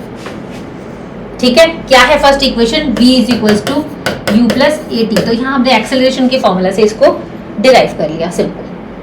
ठीक है, अब सेकेंड इक्वेशन जो है हमारे पास, वहां पर हमें इन सब की जरूरत पड़ने वाली है। वीडियो को पॉज करके नोट डाउन जरूर कर लेना बेटा। अब देखो, ये जो डेरिवेशन है हमारी, ये है हमारी, हमें डिस्टेंस फाइंड आउट करना है। जो पीछे एनसीईआरटी वाला ग्राफ बताया था ना आपको, है ना, कि भाई ये वेलोसिटी टाइम ग्राफ से हमें डिस्टेंस फाइंड आउट करना है। ठीक है, कि भाई ए से बी तक कितना डिस्टेंस कवर हुआ वेलोसिटी टाइम ग्राफ से। तो वो हम कैसे फाइंड आउट करेंगे? जैसा कि अभी बताया था हमने कि भाई हम एरिया ऑफ ट्रायंगल लेंगे, है ना। कौन सा ट्रायंगल कहां पर है? ये रहा, एरिया ऑफ ट्रायंगल लेंगे और एरिया ऑफ रेक्टेंगल लेंगे। तो एरिया ऑफ ट्रायंगल का फॉर्मूला क्या होता है? अगर मुझे डिस्टेंस फाइंड आउट करना है तो area of triangle plus area of rectangle. तो एरिया ऑफ ट्रायंगल का फॉर्मूला होता है हाफ इंटू, अगर इस ट्रायंगल का हम बेस देखें तो बेस कितना है AD, इंटू हाइट कितनी है BD, है ना। Half into B into H, है ना। इसका फॉर्मूला हो गया हाफ इंटू बेस, ये हो गया AD इंटू हाइट कितनी है BD। और एरिया ऑफ ट्रायंगल का एरिया ऑफ रेक्टेंगल का फॉर्मूला क्या होता है? L into b. तो ये L इसको हम कंसीडर कर सकते हैं, तो L कितना हो जाएगा OC इंटू CD, यानी कि टाइम इंटू CD क्या है? U है ना, तो हमने U लिख दिया। ठीक है, प्लस ये कितना हो जाएगा OC इंटू CD। बात समझ आई? अब AD हमारा कितना है बेटा? ये AD हमने ऊपर लिखा है ना, टाइम है T है, तो हमने यहां लगा दिया T। और BD हमारा कितना है? ये BD है। तो अगर मैं BD की बात करूंगी, तो BC में से, अगर मैं BC में से BD की मैं बात कर रही हूं, तो अगर मैं इस पूरे में से, इस BC में से इस CD को माइनस कर दूं, BC माइनस CD कर दूं, तो BC कितना है V और CD कितना है U, है ना। BC माइनस CD, तो BCV माइनस U। ठीक है, तो BD कितना मिल जाएगा हमको? BD कितना मिल जाएगा बेटा? V minus U। तो हमने BD की जगह क्या लिख दिया? V minus U। ठीक है, प्लस OC कितना है हमारा? T, और CD कितना है हमारा? U। हमने अभी ये लिखा था CD U है, OC T है। हमने वैल्यूज को सब्स्टिट्यूट कर दिया यहाँ पर, सिंपल। ठीक है, BD हमें कैसे मिला था कि हमने इस पूरे BC में से, BC हमारा V था ना, इस पूरे BC में से CD को माइनस किया तो हमें BD मिल जाएगा। ठीक है, अब देखो जरा ध्यान से। अभी हमने पीछे एक फॉर्मूला किया था, एक हमने इक्वेशन डिराइव की थी। इक्वेशन क्या थी हमारी? V is equal to u plus AT, ये था ना। तो इस U को अगर मैं यहाँ ले आऊं तो V minus u is equal to AT हो जाएगा, नहीं हो जाएगा? हो जाएगा ना। तो मैं V माइनस यू की जगह AT लिख सकती हूँ। तो half into T into V minus you हो जाएगा AT, प्लस ये हो जाएगा UT। तो जब मैंने इसको फर्दर सॉल्व किया तो कितना हो जाएगा? T इंटू T 80 स्क्वायर, तो half AT square plus UT। तो हमारी इक्वेशन ये डिराइव हो गई। इक्वेशन क्या है हमारी? अब इसको थोड़ा ठीक से लिख लेते हैं, वीडियो को पॉज करके नोट जरूर करते रहना। ठीक है, इसको हम हटा रहे हैं यहां से। तो हमारी इक्वेशन क्या थी? इक्वेशन क्या थी बेटा? थोड़ा सा इसको मैनेज वे में लिख लेते हैं। ठीक है, तो कितना हो जाएगा? Half AT square plus UT। हमें क्या लिखना है? पहले UT लिखना है, फिर हाफ AT स्क्वायर। तो UT पहले लिख देते हैं, हाफ। तो इसको ऐसे लिख सकते हैं ना, S is equal to UT plus half AT square. यही तो मिली है हमको, है ना, ut plus half a t square, ut plus half a t square. तो डिस्टेंस क्या है, s क्या है, area of triangle plus area of rectangle, simple. तो इसको नोट डाउन जरूर कर लेना। हमने ये इक्वेशन जो है डिराइव की है अभी, सेकंड इक्वेशन हमारी। ऑलराइट, तो हमने वेलोसिटी टाइम ग्राफ से डिस्टेंस फाइंड आउट किया, ठीक है, वेलोसिटी टाइम ग्राफ से डिस्टेंस फाइंड आउट किया। नेक्स्ट है हमारे पास, नेक्स्ट इक्वेशन जो हमें डिराइव करनी है, v square is equal to u square plus 2as, ठीक है, हमें इसे डिराइव करना। तो इसको हम कैसे डिराइव करेंगे, जैसा कि हम देख पा रहे हैं यहां पर हम इसको क्या कंसीडर करेंगे बेटा, ये डिस्टेंस वेलोसिटी टाइम ग्राफ है, ठीक है। तो यहां पर हम क्या फाइंड आउट करेंगे, देखो ये आपके पास पूरा का पूरा एक ट्रिपीजियम है, तो ट्रिपीजियम का फॉर्मूला लगाएंगे और इस इक्वेशन को हम लोग सॉल्व करेंगे। तो ट्रिपीजियम का फॉर्मूला क्या होता है, ट्रिपीजियम का फॉर्मूला होता है बेटा सम ऑफ पैरेलल साइड्स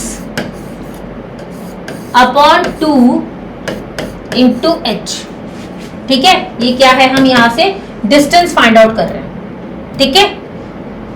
तो पैरेलल साइड हमारी क्या है, ये है u और ये है v, है ना। तो ये दोनों पैरेलल साइड है ना हमारी, तो पैरेलल साइड हो जाएगी v माइनस यू अपॉन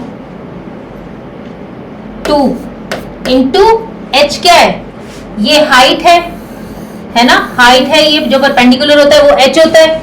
तो हाइट क्या है, OC, और OC किसके बराबर है, t के। तो मैं v माइनस यू, s तो लिखा ही हुआ है हमने, v minus u upon 2 into T लिख सकती हूँ। अभी हमने पीछे इक्वेशन सॉल्व की थी, v minus u upon T acceleration का फॉर्मूला होता है, हमको ये पता है ना। अगर मैं t को यहां ले जाऊं और a को यहां ले जाऊं तो v minus u upon a is equal to t होगा या नहीं होगा भाई। t को मैं एक्सेलरेशन के पास लेगी और एक्सेलरेशन नीचे आ जाएगा, तो फॉर्मूला हमारा बन गया ना v minus u upon a is equal to t. तो t की जो ये वैल्यू मिली है हमें, हम इसको यहां पर लिख देते हैं। तो t किसके बराबर है, t किसके बराबर है बेटा, v माइनस यू, अच्छा सम ऑफ पैरेलल साइड है ना, तो v plus u, sum of parallel side है तो प्लस लगा देना। तो v minus u upon a, और रीजन हम यहां पर लिख देंगे, क्या लिखेंगे, इसको हटा देते हैं और इसको लिख देते हैं बस बिकॉज में, ठीक है।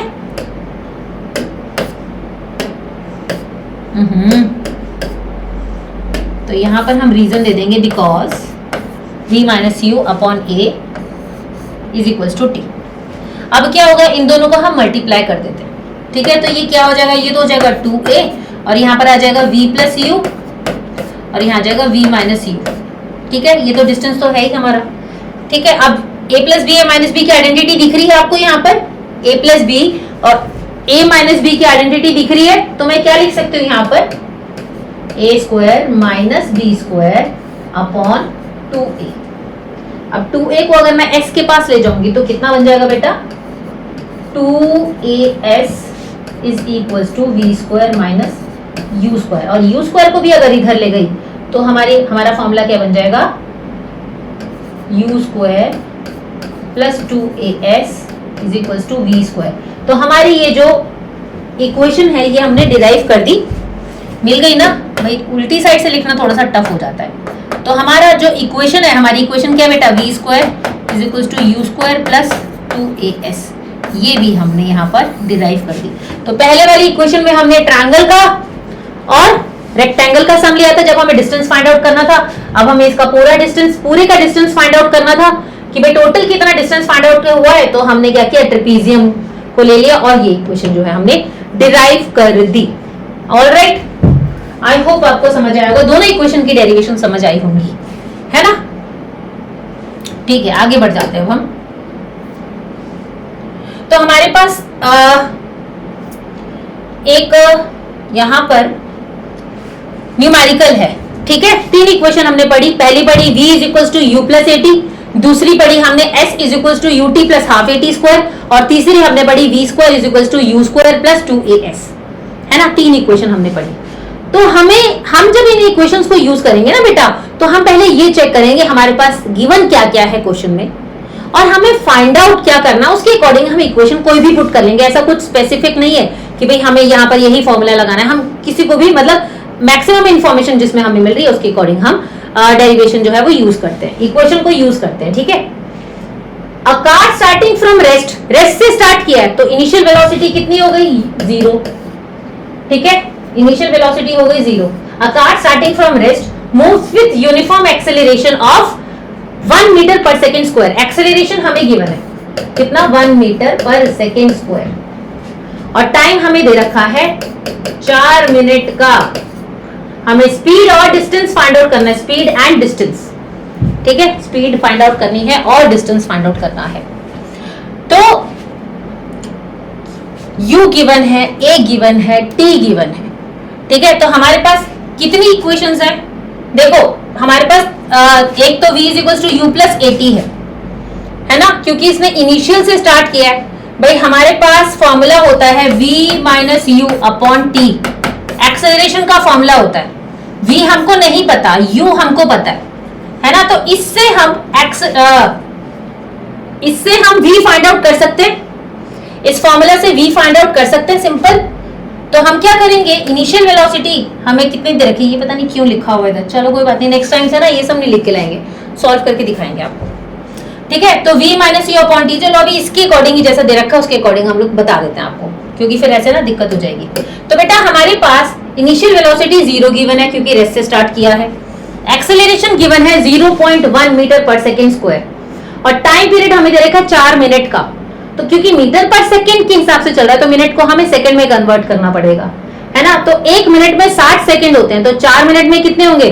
6 4 जा 24, तो 240 सेकंड्स हो गए। ठीक है, तो हमारे पास एक इक्वेशन ऑफ मोशन थी s is equal to ut plus half at square.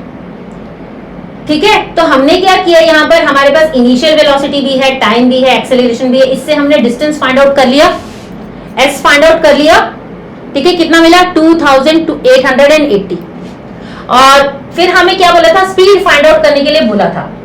ठीक है, तो स्पीड कितनी हो जाएगी भाई? स्पीड वेलोसिटी तो होती है ना, स्पीड वेलोसिटी तो स्पीड होती है ना, तो यहाँ पर हमने v is equal to u plus a t ले लिया, u हमारे पास है, a हमारे पास है, t हमारे पास है। ठीक है, इससे हमने स्पीड निकाली, u 0 है, एक्सेलरेशन 0.1 है, टाइम 240 है, तो इसको जब हमने मल्टीप्लाई किया, ये तो 0 तो एज इट इज रह जाएगा, ये तो छोड़ दो, ये तो हट जाएगा, तो 0.1 इंटू 240 मिलेगा 24 मीटर पर सेकेंड। तो स्पीड भी हमको मिल गई, ठीक है, और डिस्टेंस भी हमने निकाल लिया s। ऑलराइट, तो हमने दो इक्वेशंस यहाँ पर यूज की, s is equal to u t plus half a t square और दूसरा v is equal to u plus a t. Alright, तो वीडियो को पॉज करके बेटा नोट डाउन जरूर कर लेना। नेक्स्ट हम देख लेते हैं भाई, अब यहाँ पर ब्रेक्स अप्लाई हो रहे हैं। ठीक है, the brakes apply to a car produces the acceleration, brake लगाए हैं तो डी एक्सेलरेशन प्रोड्यूस हुआ है। ठीक है, of 6 metre per second square in opposite direction to the motion, motion के अपोजिट डायरेक्शन में, भाई जिस डायरेक्शन में जा रही थी उसके अपोजिट डायरेक्शन में ब्रेक्स लगे है ना। ठीक है, अब यहाँ पर एक्सेलरेशन हमें, रिटार्डेशन हमें गिवन है, डी एक्सेलरेशन। अगर कार को 2 सेकंड लगे रुकने में, अगर कार को कितना टाइम लगा रुकने में? 2 सेकंड। ठीक है, ब्रेक लगाने के बाद, तो उसने कितना डिस्टेंस कवर किया हमको ये बताना है, यहाँ पर कितना डिस्टेंस कवर किया। तो भाई डी एक्सेलरेशन है, यानी कि एक्सेलरेशन माइनस में हो जाएगा, तो हम क्या लिखेंगे? -6 मीटर पर सेकेंड स्क्वायर बताया था आपको, है ना। डी एक्सेलरेशन जो होता है, रिटार्डेशन जो होता है, उसको माइनस से रिप्रेजेंट करते हैं। तो डी एक्सेलरेशन कितना हो जाएगा? -6 मीटर पर सेकेंड स्क्वायर हो जाएगा, एक्सेलरेशन को माइनस में लिखेंगे। टाइम हमारे पास दे रखा है 2 सेकंड का, इन्होंने कि 2 सेकंड लगे उसको स्टॉप होने। फाइनल वेलोसिटी भाई रुकी है ना, तो फाइनल वेलोसिटी 0 हो जाएगी वहां पर। अब हमारे पास u है, t है और v है, हमको क्या फाइंड आउट करना है? डिस्टेंस फाइंड आउट करना है। ठीक है, तो अब हमारे पास v is equal to u plus a t है, हमने क्या किया? इससे u निकाल लिया। ठीक है, इनिशियल वेलोसिटी तो हमको नहीं पता ना, फाइनल पता है कि भाई वो रुकी है, फाइनल पता है, तो हमने u निकाल लिया, इससे ए टी इधर चला गया, माइनस हो गया, तो u कितना मिला हमें? 12 metre per second square, sorry 12 metre per second. बात समझ आई? नहीं आई? हमारे पास फाइनल वेलोसिटी है ना, देखो हमारे पास बेटा फाइनल वेलोसिटी है कि भाई वो रुकी है गाड़ी, है ना, चलते चलते स्पीड कम हुई फिर वो रुकी है, तो रुकने पे फाइनल वेलोसिटी तो जीरो हो गई। इनिशियल वेलोसिटी हमको नहीं पता कि भाई कितनी थी और कितने पे आके फिर रुक गई है, वो तो रुकी है तो मतलब 0 मीटर पर सेकंड फाइनल हो गई। इनिशियल नहीं पता। एक्सेलरेशन दे रखी है क्योंकि ब्रेक्स अप्लाई हुए हैं तो एक्सेलरेशन माइनस में होगी रिटार्डेशन, तो ये हो गया 6 मीटर पर सेकंड स्क्वायर, और टाइम लगा है उसको 2 सेकंड का, तो टाइम कितना हो गया 2 सेकंड। तो सबसे पहले हमारे पास देखो a भी है, t भी है, v भी है, तो v is equal to u plus at से हमने u निकाल लिया, है ना, at इधर गया तो v से at माइनस हो जाएगा, तो v तो फाइनल वेलोसिटी 0 है, एक्सेलरेशन कितना था -6, है ना, और टाइम 2 सेकंड था, 6 इंटू 2 कितना हो गया 12, तो ये -12 तो माइनस माइनस प्लस हो जाएगा, तो प्लस 12 मीटर पर सेकंड हमको मिल गया। बात समझ आई? ठीक है, अब हमारे पास यहाँ पर u भी आ गया और हमको क्या निकालना है, कैलकुलेट डिस्टेंस s निकालना है, तो s is equal to ut plus half at square हम फॉर्मूला लगाएंगे। इनिशियल वेलोसिटी हमारे पास आ गई है, टाइम 2 सेकंड का है, तो 12 इंटू 2 हो जाएगा 24 प्लस हाफ एक्सेलरेशन रिटार्डेशन थी कितनी है -6, तो ये आ जाएगा -6 इंटू टाइम कितना है 2 सेकंड, तो 2 स्क्वायर, 2 2 जा 4, 6 4 जा 24, है ना, तो हाफ इंटू 24 कितना हो जाएगा, हाफ इंटू -24 -12। अब ये जो माइनस है और ये जो प्लस है, ये प्लस माइनस माइनस हो जाएगा, तो 24 माइनस 12 हमारा हो गया, इन दोनों को माइनस किया तो 12 मीटर का डिस्टेंस इसने कवर किया है। ऑलराइट, कितना डिस्टेंस कवर किया है 12 मीटर का। तो ये हमारा न्यूमेरिकल था, घबराने की जरूरत नहीं है। न्यूमेरिकल्स की प्रैक्टिस हम लोग बहुत बढ़िया से करेंगे। पीपीटी न्यूमेरिकल्स की बन चुकी है, क्वेश्चन पेपर रेडी है, अपनी क्लासेस में भी हमने वही क्वेश्चन पेपर करवाया था, और मोशन चैप्टर अब उनके लिए बहुत सिंपल हो गया, बड़े आराम से न्यूमेरिकल्स वो लोग सॉल्व कर रहे हैं। तो उसमें हर तरह के न्यूमेरिकल्स जो है हमने डाले हैं, वो हम लोग अब नेक्स्ट वीडियो में डिस्कस कर लेंगे। ठीक है बेटा, अब बस uniform circular motion last topic है, इसको एक बार समझ लो। तो यूनिफॉर्म सर्कुलर मोशन के अंदर क्या होता है, एक बॉडी भाई जब गोल गोल घूम रही है तो वो सर्कुलर मोशन है, और अगर सेम स्पीड से घूम रही है तो वो यूनिफॉर्म सर्कुलर मोशन है। ठीक है, तो उसकी वेलोसिटी जो है हर एक पॉइंट पे अगर सेम है तो वो यूनिफॉर्म है, और अगर सेम नहीं है तो वो नॉन यूनिफॉर्म हो जाएगा, सिंपल। तो बस यही था इसके अंदर, और तो कुछ नहीं था ऐसा। वेलोसिटी की डायरेक्शन भी सेम है। ठीक है, तो आई होप आपको मोशन की थ्योरी समझ आई होगी। न्यूमेरिकल को लेके घबराना मत, बता रहे हैं कि एक हम लोग इसके बाद नेक्स्ट वीडियो जो लेके आएंगे वो मोशन के न्यूमेरिकल्स का लेके आएंगे, और उसके बाद चैप्टर बिल्कुल क्रिस्टल क्लियर हो जाएगा, न्यूमेरिकल्स भी फटाफट से आपसे सॉल्व होंगे। ठीक है, बस न्यूमेरिकल्स के लिए अप्रोच क्या रखनी है ना, वो बड़े आसान से सिंपल से स्ट्रेटेजी के साथ बताया जाएगा, तो घबराने वाली कोई बात नहीं है। ऑलराइट, तो अगर कोई भी प्रॉब्लम हो, कोई भी डाउट हो तो आप कमेंट पे मेंशन कीजिए। ठीक है बेटा, पूरी कोशिश की जाएगी उसका रिप्लाई करने की, और नेक्स्ट कौन से चैप्टर का वीडियो चाहिए ये भी कमेंट्स में आप बता देना। ठीक है, तो keep practising, keep learning, and if you like our videos then please like, comment, share and subscribe our channel. Till then bye बच्चा पार्टी।